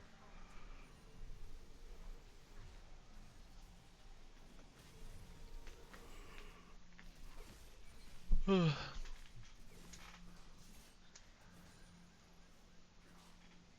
a strong Tristana. Although the Victor hurts too. Does have double burn, does have completed Zhonya's. It's nothing to scoff at, so yeah, it's going to take a miracle for red side to throw, but if they were to throw, it'd be given a couple more kills with Victor that's already hitting pretty. Yeah, that 700 gold bounty is what really fixated on. As if they can shut down this Tristana, they certainly have a way to win team fights. But I don't think they've ever had a single straight up 5v5. As the closest they had was that last fight around drag, but the Renekton was caught inside. And even with a 5v5, I don't think they have the same reliable lockdown that red side do. Yeah. You know, Malphite has that huge go button. They don't really have a go button to get on top of this Tristana, with Tristana being able to W away. And the shielding from Karma is absolutely insane, as the Victor's going to have to pop his Zhonya's. Is going to get taken down still, as this Caitlyn does no damage to Sejuani. The Sejuani is doing far more to her, as Sejuani is going to be popping her ult onto the Caitlyn. The Caitlyn did end up using her barrier, but not enough to live, as the Tristan's going to be flashing away from the Renekton, and they're going to be looking to get their Hail Mary play, as the Tristan is able to get the resets and live long enough to get that 2 for 0 and 5 for 0 as a whole. Should be all they wrote. Very disjointed gameplay from blue side. They certainly looked a lot, I'm not going to say a lot, but they looked somewhat better in game 1. Hopefully they can figure something out in game 3. Oh, but for sure. a lot of their champs are gone, as Sejuani's going to be looking to advance onto the Victor. Victor's getting lower and lower, but the Nautilus is potentially going to get taken down instead, as the Karma's looking to advance onto him, as the Nautilus gets bounced around. Sejuani is taking a lot of damage. Zig's going to be flashing away from that Volibear E. And low health bars from red side. No TP from Tristana. She decided to go barrier this game. And so they're going to be satisfied with 2 inhibs taken. Yeah. And this is the difference between my measly ass in the mid lane and Oranos in the mid lane. What do you mean? Game 2 looks a lot cleaner from red side, just because have an actual mid lane or another Lulu Janna player filling in. Uh-huh.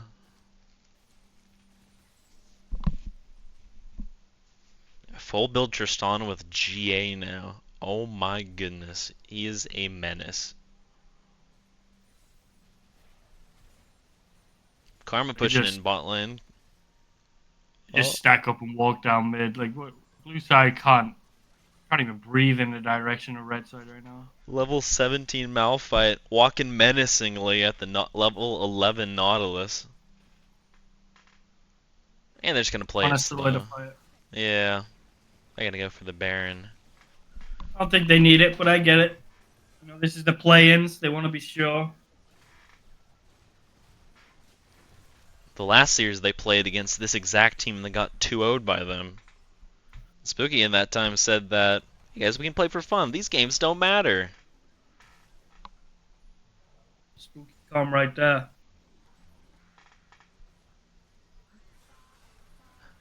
The Nautilus and Renekton advancing onto this Karma. The Renekton's going to decide to walk away. And the Victor's gone. And there's no way they can stop this. The Polar Bear walking through 3 people trying to get to this Tristana, but he's going to get blown up before he can get even close. Get even a whiff of this Tristana. Tristana pops her barrier, but is going to get taken down by the Renekton in Power W. But even that's not enough as Nautilus joins his fellow teammates and realizes they're all corpses as he falls, as Caitlyn follows suit. And Very dominant yeah. performance. Very clean. Hey, we might see a quick 3-0 wrap it up bedtime type situation here. That'd be nice. That would be nice.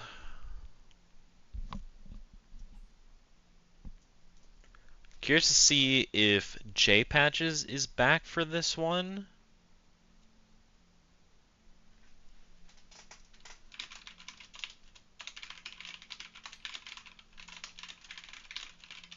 Spooky's begging for a Hmong mentality member, dude.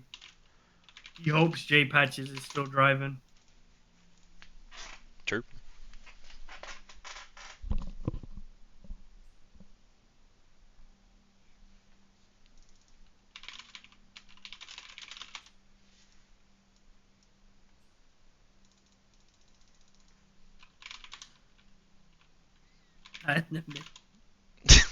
Love when Hardy says that about himself, dude.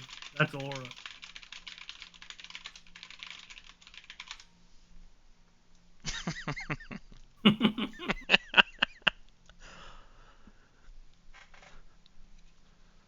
We're all swapping, dude. That's my dad right there. That's what I'm saying. That guy's too good. Papa. Oh, I need to change the score. Surely they figure out which side they want soon, right? Surely. Hey guys, what sides are we playing?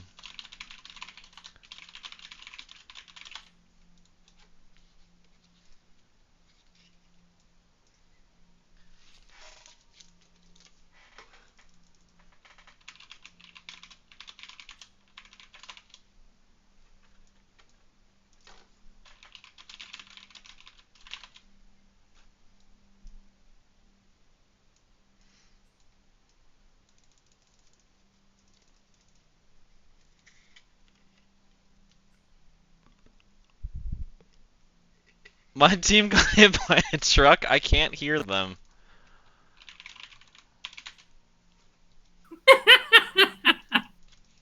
That's a little insight right there into the vibes. Especially since they talk. Bro's holding grudges, dude.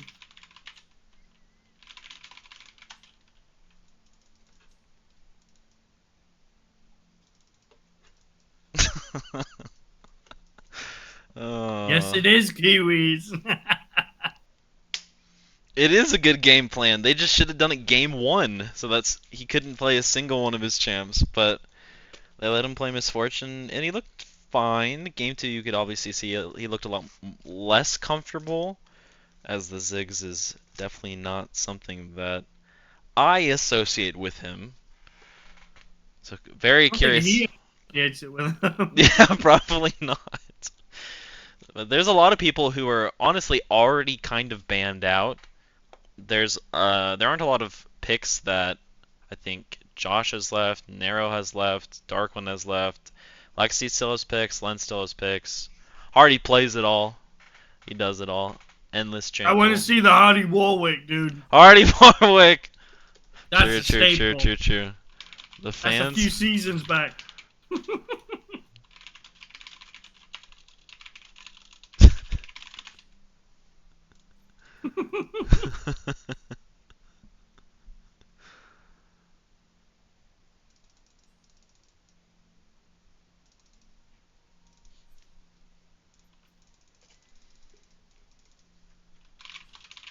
Wait, wait, wait, wait, wait. No, no, no. We need fast 3-0. Come on. No, no, no. No holding hostage.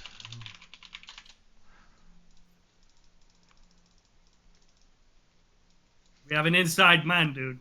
We have an We do. inside man. Yeah, he said he's gonna take a dive at game 3. No, no, no. Don't take a dive. No, no, no. Don't take a dive. What champs could he play?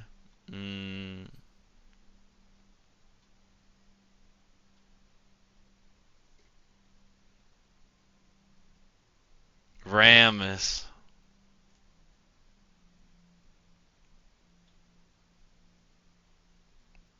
And it's just Ram.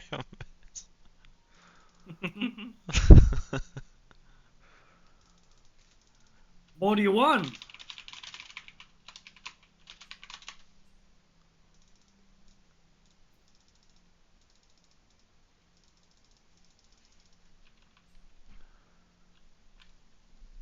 Hard even working on his graves.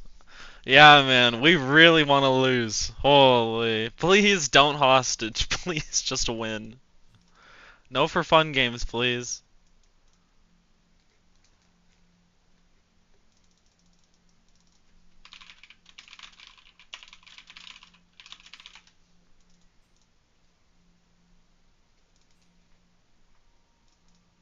Deddy and Lexi lost power.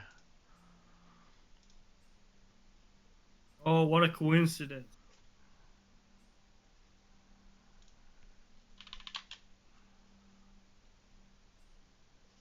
Yeah, Pizza can sub in for Deddy. That's a fair sub, right? Yeah, pizza. The master's Shen one trick. We love Shen. Man.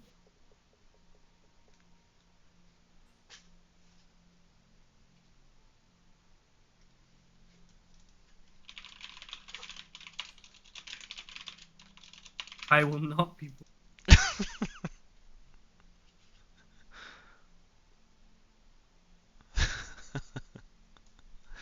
What'd you do to this guy, Pizza? What the hell? Pizza just got aura from 3 seasons ago, dude. The D1 crash out. Oh no, that was his brother. It was his brother. Yeah, his brother crashed out. I remember. Oh, oh, yeah, yeah, I Yup, remember. yup, yup, yup. It's all coming back to him. Yeah, we scrimmed against them and he crashed out on Fraction. The whole team crashed out pretty much. uh, they banned top laners for Fraction and he still lost lane. That Oh was us. no. We did that. Yeah, we did that. We Yeah. ran like 12 Fraction champs. We did. I have a champ ocean. Yeah, true. Pizza, you're just a Shen one trick. You're not like Fraction. That guy plays it all.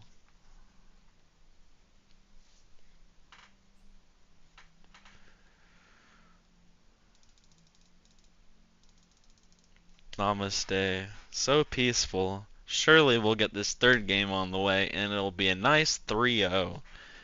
Very peaceful.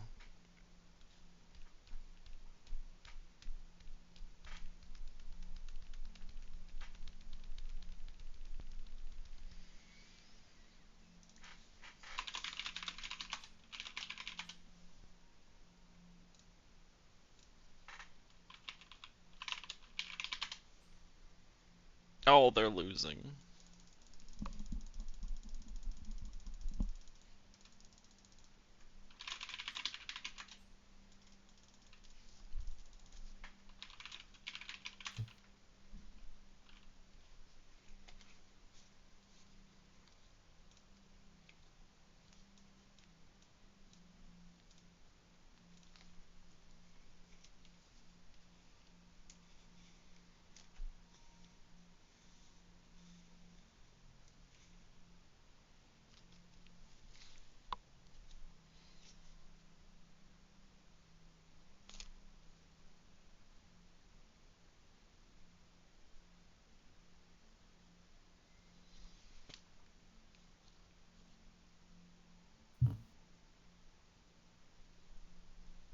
My God, it's almost been 2 hours since we started stream.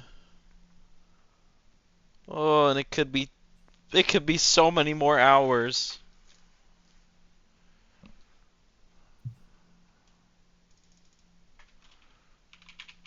I'm here for you, man. I hate it Drinking here, this. man. Why is it a best of 5? What the hell? Who decided this? I don't know.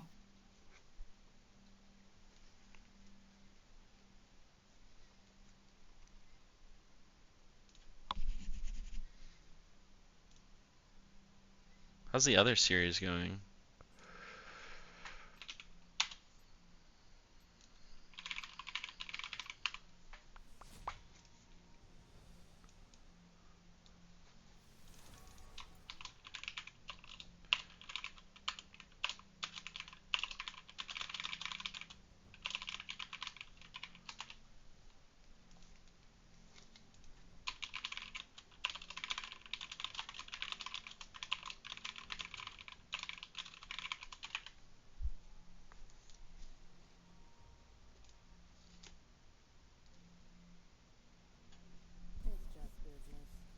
Siverban. Oh, we're in. We're in.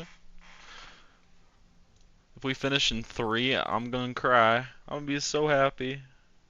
I'm not seeing enough movement. True. Oh, we're just banning any carries now. I don't think I've ever seen Kiwis play Siver. It is strange to see that they didn't hard target Cheney's pool, as I feel like that's how most people ban. Instead, they're going to ban Anivia Siver, and Lexi's Zeri and Brand are going to get banned away. Game 1, they got rid of a few Cheney champs. They got rid of Nico. They've been Nico, Silas, and I don't remember. Nico, Silas, Lux.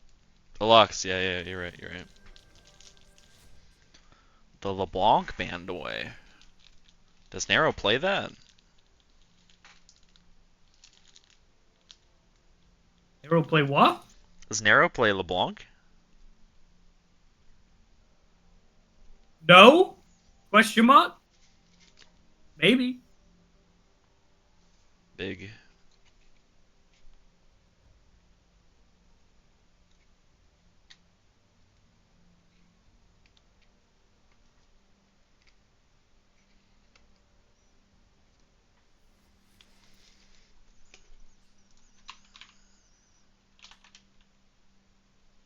Ah!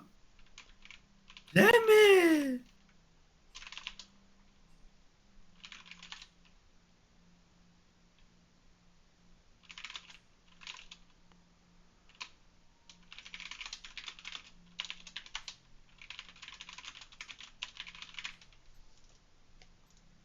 Sharon was gonna. Oh, they're first picking Yunara. I was like, there's no way you're banning Yunara away from Kiwis.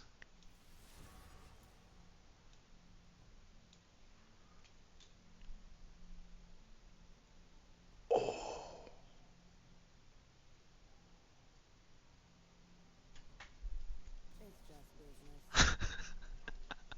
PP Bandit just stole Baron on the in the other series.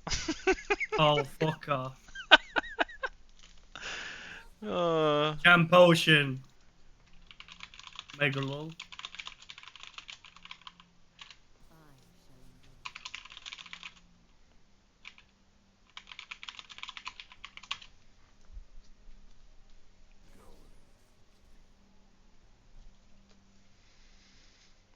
that's so funny. And Johnny built Mandate on Lysandra. What the hell am I looking at? Alright, now we first pick Yunara because Kiwis was gonna steal it away. No, Jordan stole back. Wait, Jordan's subbing for them? Oh, they swap people around! They swapped roles. Oh, Jordan is a smurf. My Alright, bad. let's relax on that. Jordan ain't no smart. Oh, that's so funny. He's built like Papa Smurf. Old ass motherfucker. Papa Smurf's not a ginger though. Oh my god, they locked in Warwick. Oh no, we're going to game 4. We're No. going to game 4. No. Unironically, Warwick got buffed though. By what? The W. It wasn't the most recent patch, Oh, okay. but he's actually pretty good. Like I'm not even trolling. Not even trolling. No. And they lock in the Zyra for support. It's a Warwick type meta. See? If Tony says it, you know it's true. Warwick meta. Oh, yeah. We're gonna be seeing Tony Warwick top in our game. Oh no. We're giving him ideas, dude. We're fucked. Yeah, stop giving him ideas. What the hell?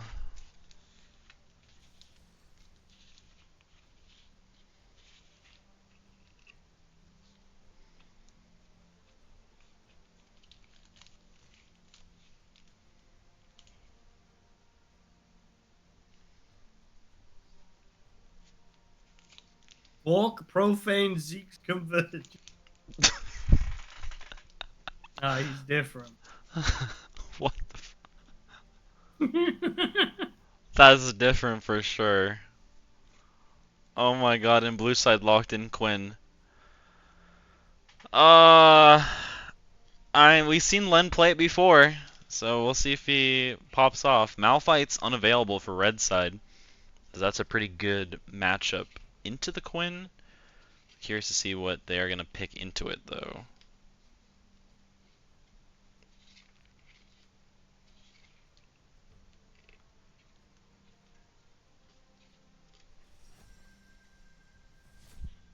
Huh? Is that Karthus bot lane? I do not want to see Who Kiwis knows? try and hit Qs on Karthus.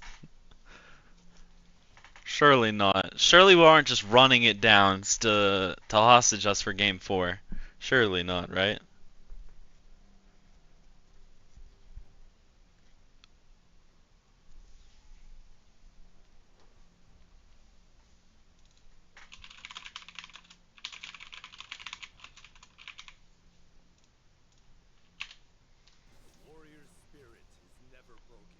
And they banned Xin Zhao to make sure that Spooky can't play AD Xin Zhao.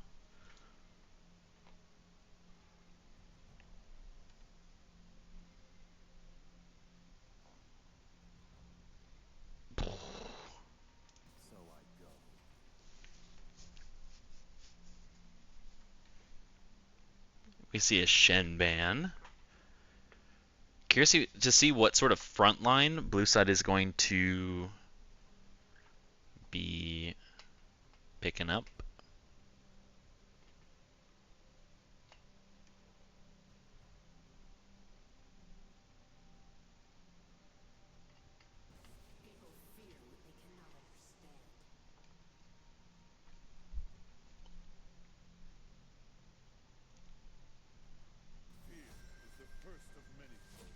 The Garen and Syndra banned away.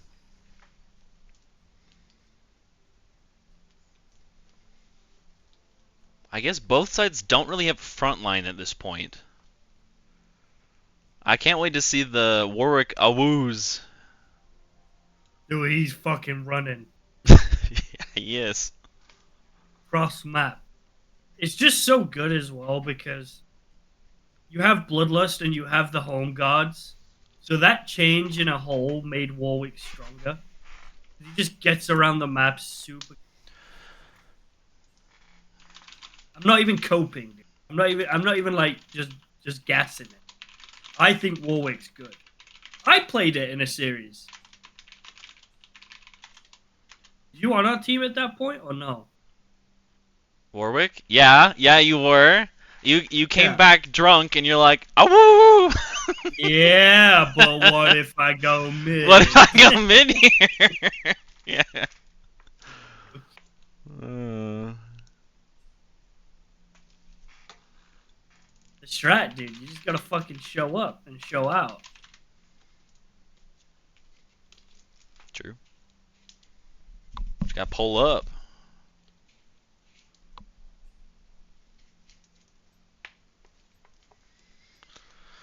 And we're gonna have to redo the first half of this slow ass draft again.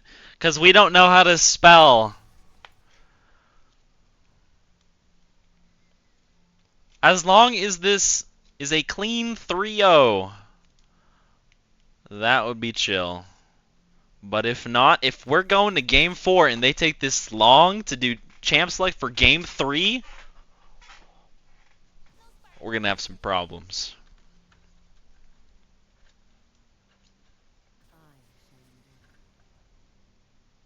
Yeah, what is happening?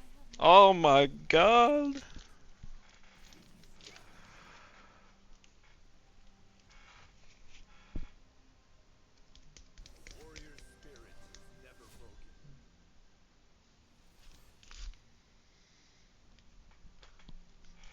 I can't wait to see one of these teams pick a champ that's no longer available and we're gonna have to dodge again. I'm so excited. What do you mean, my I'll go to nose bed, hand? Yeah, this is something else.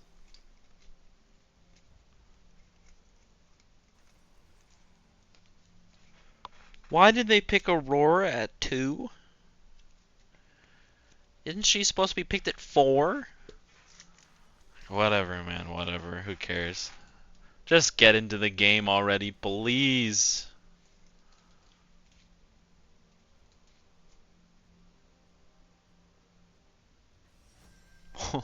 Jordan is a 1v5ing in the other series. What? Champ Ocean! Jordan literally walked into the enemy team 1v5 and killed them. Champ Ocean! What? Dude! Jordan can't be performing like he can't be getting away with it. He plays RuneScape while he plays, boys. Lock the fuck in. Granted, so do I in our series. Don't tell the team I subbed in for. That Zerif game, dude, I was fucking doing archaeology the entire fucking game. Jordan's probably on RuneScape right now as we speak. He is. Oh, that's so funny. Holy fuck, these team comps are so bad. I like the Cassidon. Yeah, Cassidon to Aurora, Karthus, Zyra. Red side's really gonna need some more AD. As right now their only AD is Hardy's Warwick, which is it's a known threat.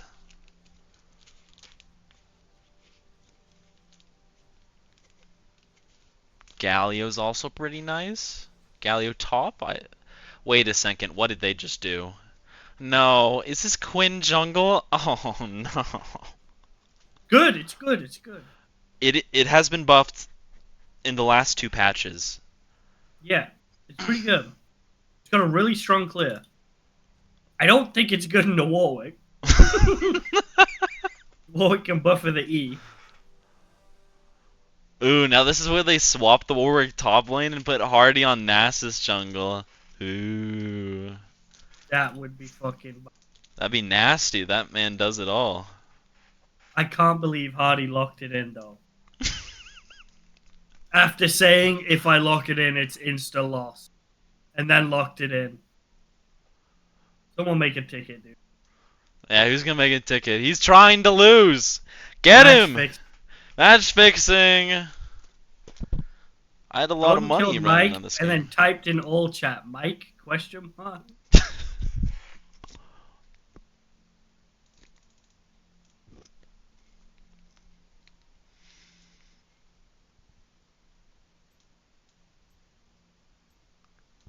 Nasty.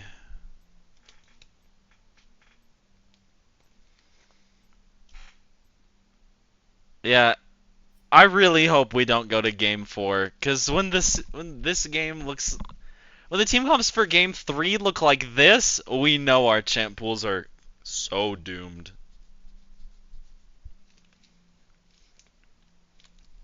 Oh my god. Amok's almost one-shot the Lissandra.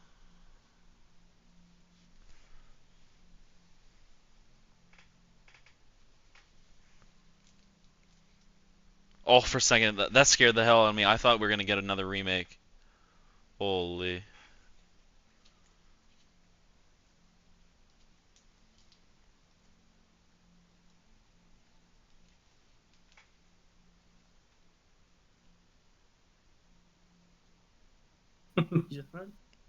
Jordan's 1v9, bro. He's so 1v9.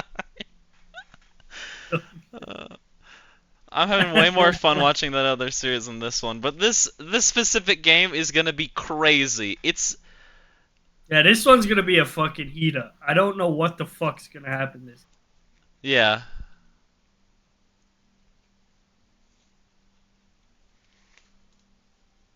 Anything could happen. Blue side, the Galio and Casson are quite nice into red side's team comp as they are primarily magical damage. As I don't foresee the Warwick having too much of an impact in this game. So Oh, Jordan's team's about to win. they are. They'll tie at 1-1 and go to game 3.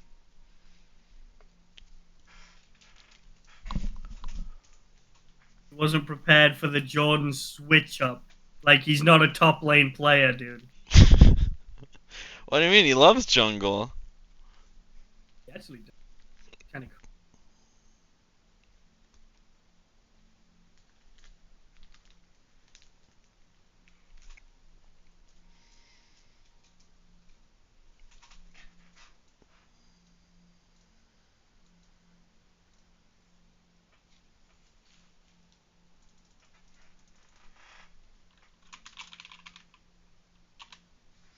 Butterfly Boy 42. That's Jordan chipping in the chat.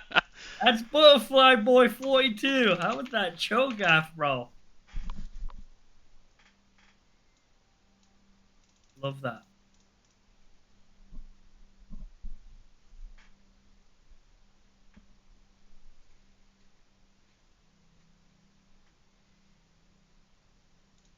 His mom.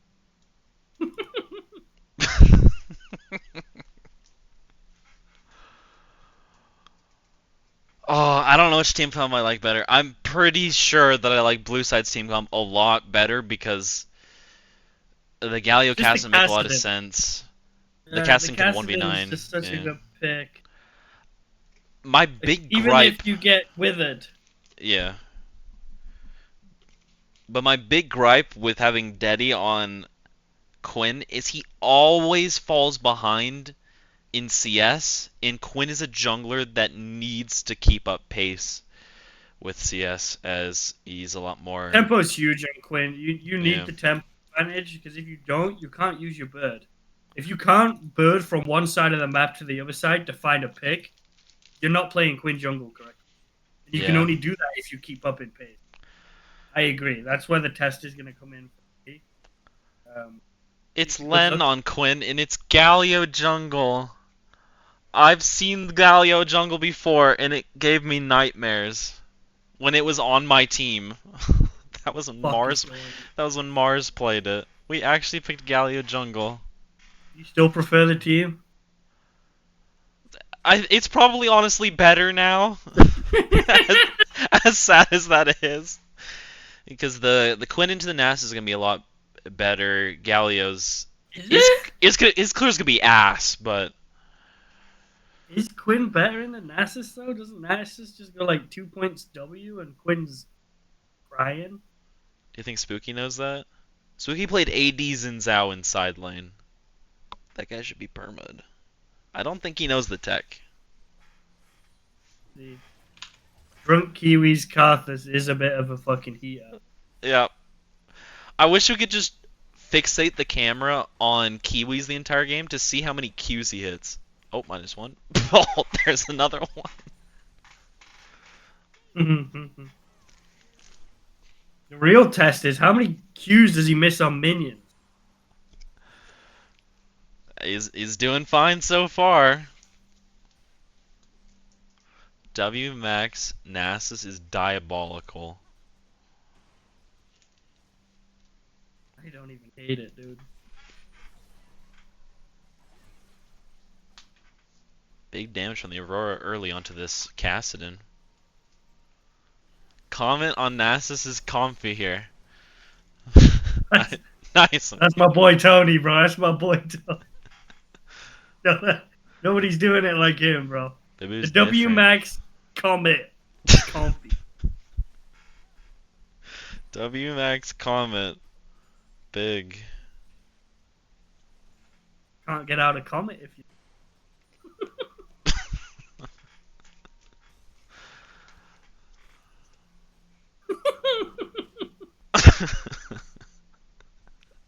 And somehow the Galio is more or less on pace with the Warwick jungle. It won't stay like that. Warwick's first clear is pretty slow. Yeah. Kassadin getting harassed quite a bit under turret. Already had to pop both of his pots. And he also won a very safe rune setup with the fleet footwork. Yeah, I wouldn't have hated to see a D-Helm. Oh, Galio misses the E onto the Aurora, but is able to get that taunt off. But unfortunately, the Kassadin is way too weak. Should have just been looking to full clear his jungle, as he was never going to be able to get anything done mid lane there with the health bar so low for Kassadin. No way you saw him cast W on Raptors. I've been trying to avoid looking at the Galio jungle. Oh no, he pressed W on Raptors. The beauty is, with the tempo advantage Hardy had, he could have double scuttled, but that's not the way he gets down. He's going to his crunch, dude! What the fuck is this? He could have killed the fucking bot lane! He wants to He kill! wants the Galio! He wants bot! Get him, get him, get him! No! He walks away! He just pressed W! He already had the blood scent! What are you doing? Wait, why does Galio... Why does Galio have 16 farm? Did Warwick walk up slowly and steal his red buff from him? Yes. Exactly what he did. He sniffed him on red, obviously because he's low, because he's fucking Galio jungle, so he just bombed it to red buff, took it, and ran his ass down to tier 2. Now look at this man, he doesn't give a fuck, he's just walking straight through mid lane. That's my sinking crap, thank you very much. Yeah, we might have to put Hardy jungle, bro. He's different. We might have something here. True, true, true. The only person I know that would avoid a free kill bot to go take red buff. That's a dog. Yeah, the camera panned to bot lane like the Yunara and Milia were clearly gonna die, and we just see the Warwick speeding by. Look at this though!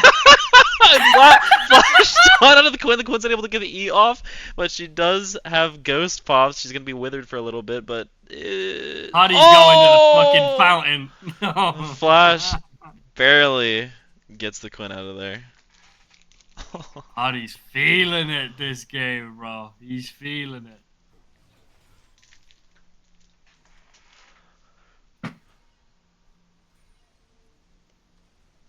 Sharon said sorry Kiwis.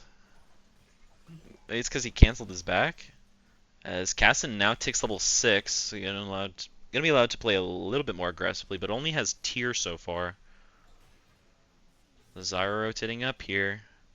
Galio right around the corner. Gonna take a lot of damage. Just gonna E out of there.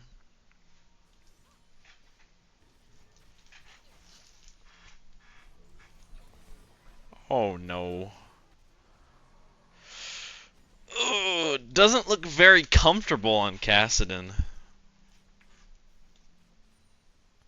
As he builds the blasting wand, which is likely going to be building towards Roa, instead of the health or mana components.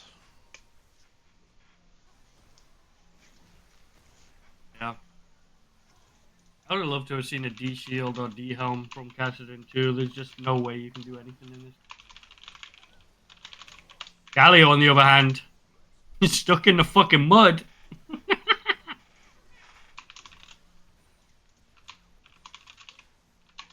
There's Warwick. Here he comes! Nice root by the Tsar, but unfortunately the Gala is able to there to dissuade it.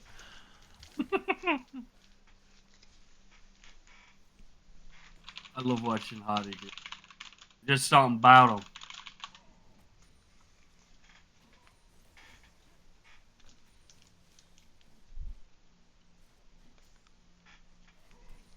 Very surprised we opted for Sheen first item on Nest. Very surprised. The range ADC. Yeah, curious to see if he builds Gauntlet or Triforce.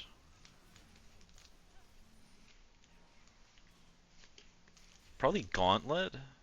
Just being able to... Essence? Oh no, not this crit build. In the Essence into the... What's the other one? Navori. That's the one. Yeah. It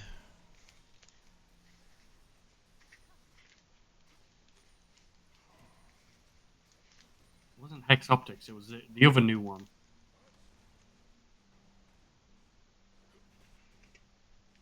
I don't know. That's the one. Fiend Hunter. Oh, yeah. That's the one.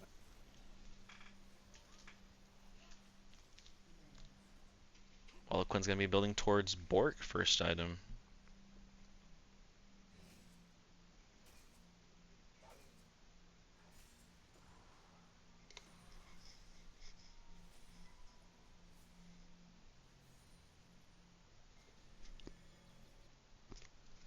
Game's somewhat stabilized, as blue side is down that first drag and first kill. Caston's looking to advance onto this Aurora. Gets a good chunk off onto her.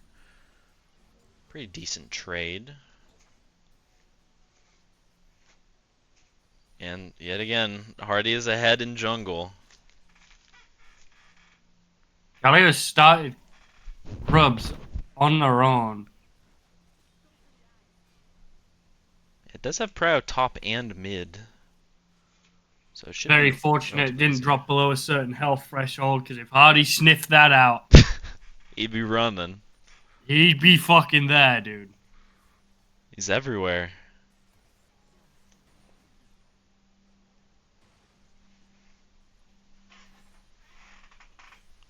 Looks like he's also going to be building towards Bork first. Uh-oh, here's Hardy. He's coming in. Gets a nice spear onto the Quinn. The Quinn's able to use her E to jump off of him, but the nice Warrior Cult secures the kill for himself, and it looks like the Caston's also likely going to get taken down as the Galio pops ult right as he dies. Quite unfortunate. As I thought things had stabilized out, but is not the case. Right back where we started.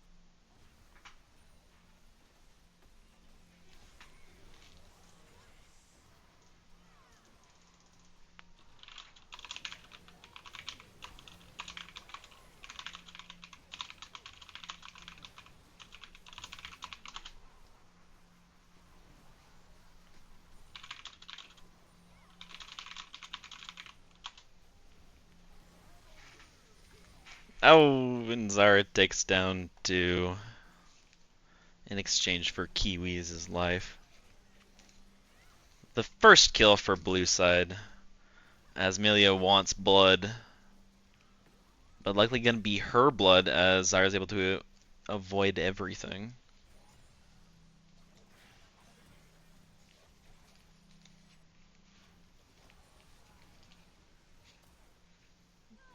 Yeah.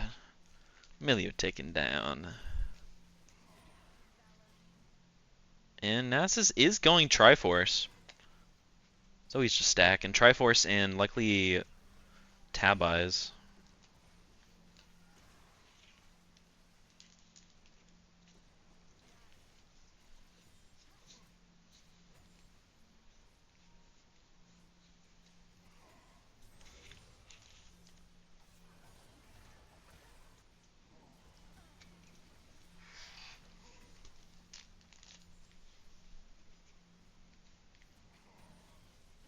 And Nasus is just stacking, living his best life.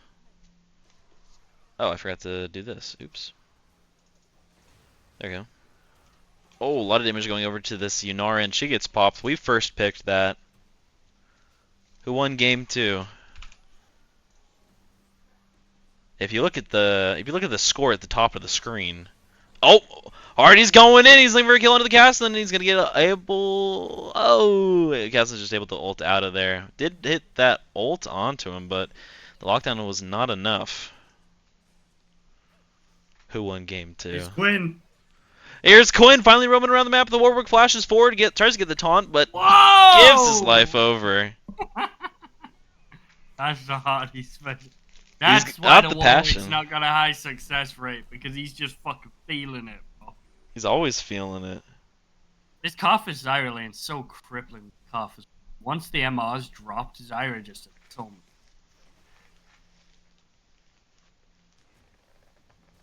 Yeah, it is hard to play into double mage, as the Milio's not really providing any real assistance. It's Check providing on more Nasus max damage. in second. Oh, If true. it's E, I'm gonna fucking... It's W, it's W, it's W.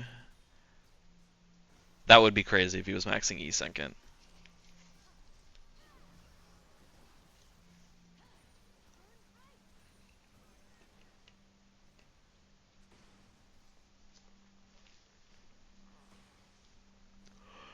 Here's Hardy. There's the Warwick. He's got Bort completed. He does damage. He's just zooming around the map. He's going to spot out a ward, as well as the Galio down here. Oh, once Zyra gets Rylized... Oh, Yunara ults and jumps forward. Has a lot of shielding, as well as that Galio ult, but still going to get taken down. Run, Kiwis, run! He's able to get out of there. The Hardy wants blood, though. He wants to participate. He's able to avoid that Milio Q. Milio is going to get feared and taken down. And the Warwick ult onto the Galio. He wants it all. Best.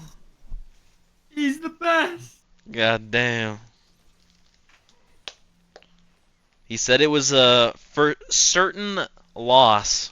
A certain loss for the opposition. Is what he meant to say. As he's going to be playing for this second drag. My god. This Galio jungle is not panning out for them.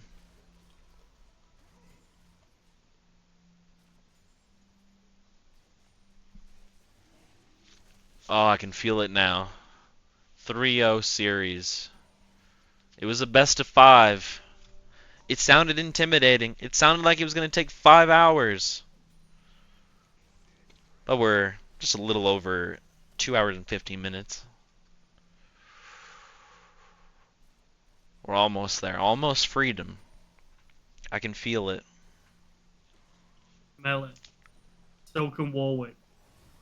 So can Warwick smells a whole bunch of different things. But he's just going to be clearing his bot side into his top side. Maybe looking for something onto the Quinn again. As Quinn's sums are back up now.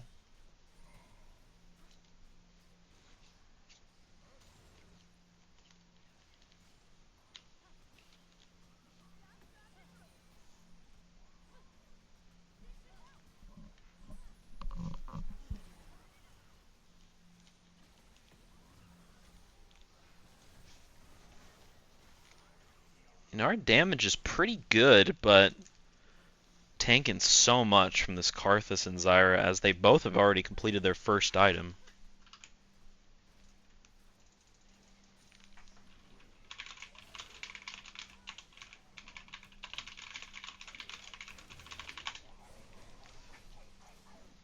And Warwick finds some more blood. He's a Good killer. discipline as well. Held the ult till he was point blank. Going lens on 130 ms. That's true. Oh my god, Kiwi's Karthus is too good. What the hell? Who knew he had this in the locker? As Galio's looking for a gank onto these two. Nice root from the Zyra as the Karth is able to slowly make his way away from the bot lane of blue side.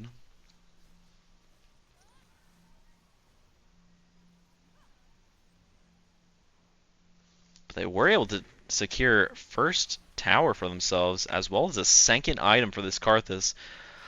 This game might be stompier than the second game, which is crazy because the second game had a Tristana with 18 plus kills. Oh, we're going to get a nice taunt on the Aurora. The Aurora's going to try and jump away. The Warwick's jumping forward. He's going to die for Aurora's sins potentially, as he does get taken down, giving a shutdown over to the Kassadin. Uh-oh. But hey, they're up 7,000 gold. The Zyra's going to be looking to pop this Quinn, and he does just that with the assistance of the Aurora. And the Karthus ult is there for fun. He's going to try walking through this castle, and this castle's going to be jumping right onto him. It's going to be popped to half health immediately and blown up. Another shutdown given over to the castle, and that is not what you want to see if you are a blue side hate watcher, as everyone in the cast currently is, as we would like to be finished with this series, as best of 5 is not necessarily what we hope to sign up for today. The castle's going to be ulting over this wall. He pressed something onto the Nasus, but the Nasus does not give a damn, as he's just stacking, chilling, killing turrets. Here comes Quinn, though. As the Nasus pops ult, the Kassadin's going to try and walk away, as the Nasus is going to be held still for quite a long time. Who we're going to give the kill over to? Is it going to be the Kassadin again? And it is. 3 big shutdowns going over to the Kassadin. Kassadin now has 2k in the bank. Is that enough to make up for this significant discrepancy? Oh no, he's building Manamune! Oh, that's the guy we gave all our shutdowns to. Oh man, why is he building Manamune? This used to be a build, and you would always build... You would build Manamune first, and then you would build the other one. The flash ult from the Kassadin, securing a kill onto the Warwick. Oh, say it isn't so. Say it isn't so that we're gonna go to game 4. Please, no, no, no. No we. If this goes game 4, you're on your own. No! Bed. Fuck. Ain't no we in this. Fuck.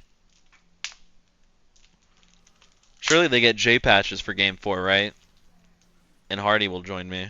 So there's still a we, but a different we. We.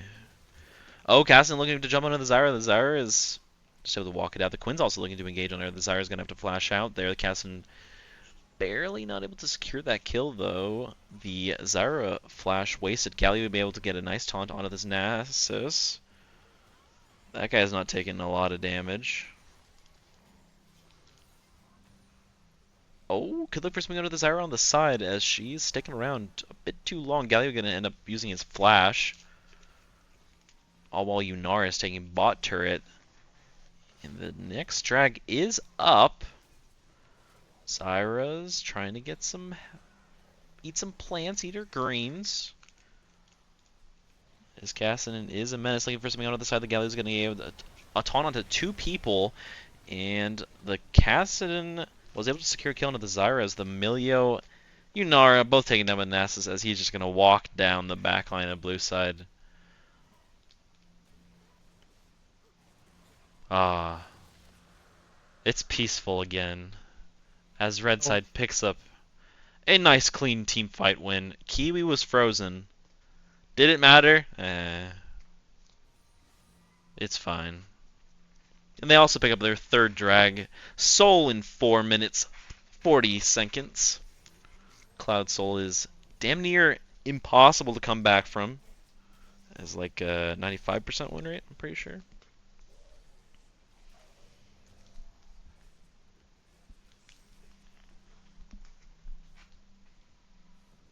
I can see the light at the end of the tunnel again. Praise be. Clown Soul Nasus.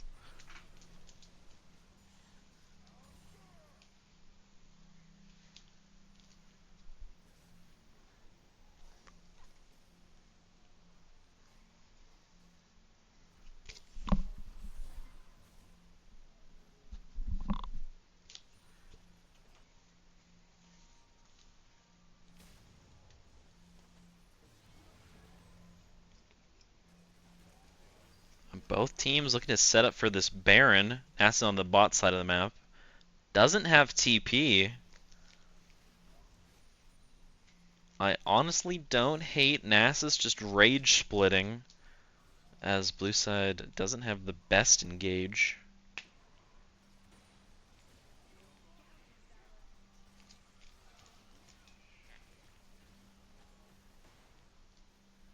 Both Quinn and Cassidy running bot lane? But I mean, the Cassidy built man immune, and this Nasus is full armor, so he's not taking a lot of damage there.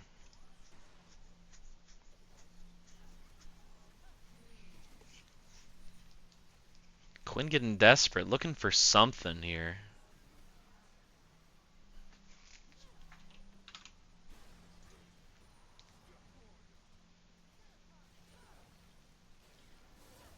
Big Aurora ult onto the back lane of blue side. The flash coming out from the Milio there. The Warwick's able to get a nice engage onto a couple people, but he is taken down as all sums blown by the bot lane of blue side. The Karthus ult gonna tick down onto the Yunara, barely not gonna get her taken down. The Galio went forward for some reason there.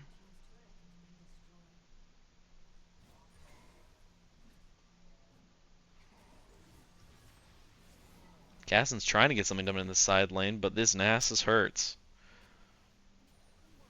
Run! Uh-oh. And he gone.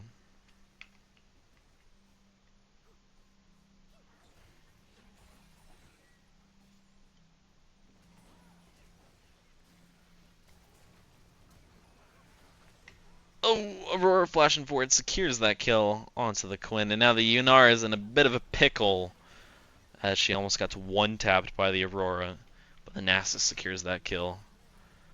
Galio misses everything.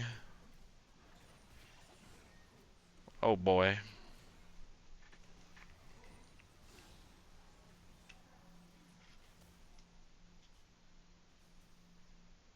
Level 16 Nasus.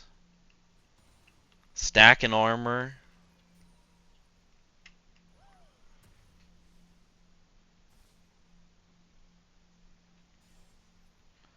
Blue side has some scaling, but again, we really want to see blue side lose for some freedom. Soul spawning in 50 seconds. Baron is also up. Curious to see if red side is looking. Just look for a pick here into Baron. That's a good chunk of damage off into this Milio at the start. Finds out the Galio as well. Oh, we found the Cassidy. That's the only true win con for blue side. Roar Pop sold the Cassidy and tried flashing away. The Karthus ult was there just in case, as the Yunara took a little over half her health just from Karthus ult.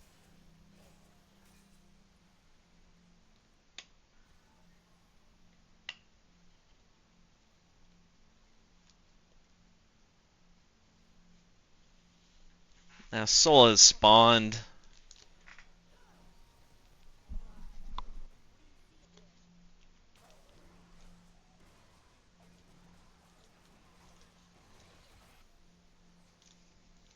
There's no way they can walk in. They're conceding it. They're down almost 11,000 gold and Soul. Surely we just march Baron, then march down mid. Oh, here comes Warwick. He smells blood. He smells Quinn. He smells chicken. He wants her. She's too fast. Here goes the Baron. Casson has TP to be able to join up with his team. But again, they're just going to give the objective. As I watch sadly as it's taken right in front of him. As Galio still walked up, because for some reason he didn't get the memo. Aurora's going to be jumping over the wall with the ults, trying to chase down the Galio. Galio doesn't have flash here. Zaya should be looking for a root here, and is able to get that.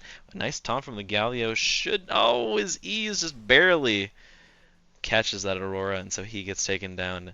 Surely we look to end here. End, or at least two inhibs, top and mid, as the Caston and Yunar are both rage-splitting bot lane for some reason.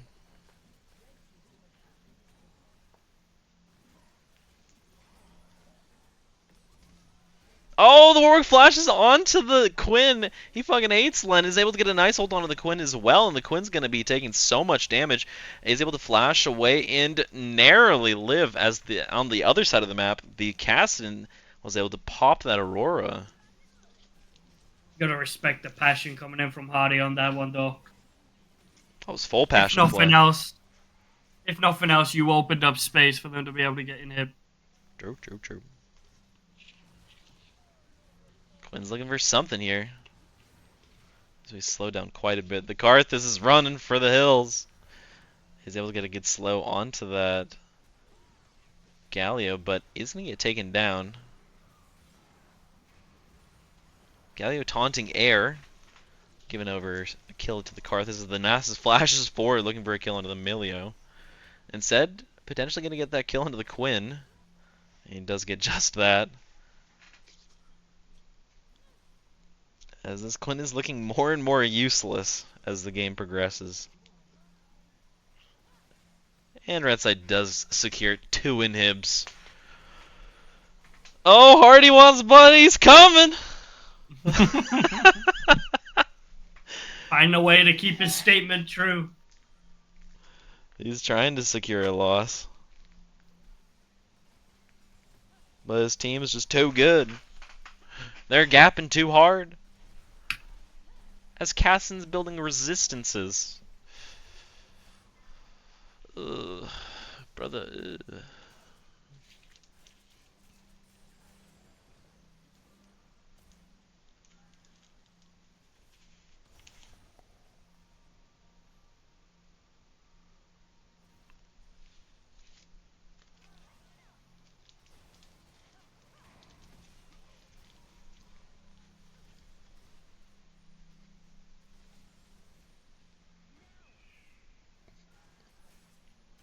And they're knocking on the door.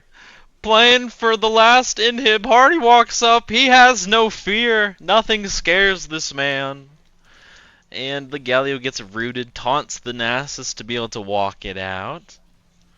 Caston jumping forward onto this Aurora looking for something. Gets a good chunk of damage. Chunks her down to half health. She still does have flash and ult here, as they are more or less grouped up. A nice Warwick ult onto the backline of blue side as the Warwick's living a long time, but he does get taken down. Nass is trying to get a kill onto the Caston, but this should be a secure victory. And clean 3-0 for red side as Kiwi dies for the fans. He saw how much fun everyone else was having when they were dying and wanted to participate. As Nasus is going to be looking to dive, and we're going to waste more time.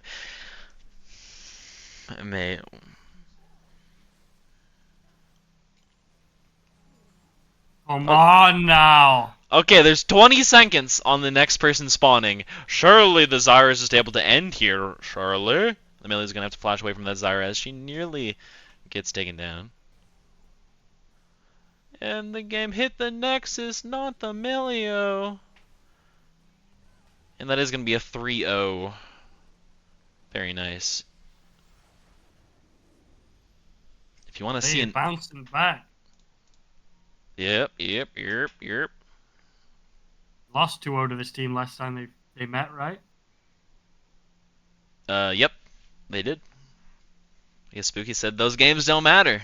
Now these games do matter, and if there is a clear MVP for this series, it's got to be mid lane. The reason why I say mid lane for their team is obviously because you subbed in game 1.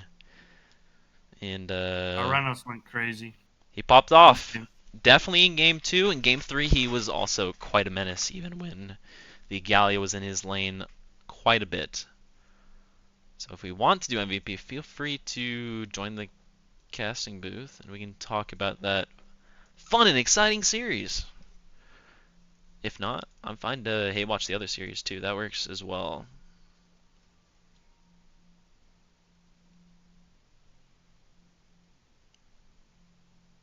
God damn, Jordan's a menace. Oh, Jordan got fucking juked out. Oh! Oh! Oh my god, please tell me he's not dead. Oh, River Otters. I can't say it. What is that River Otter build on Volibear?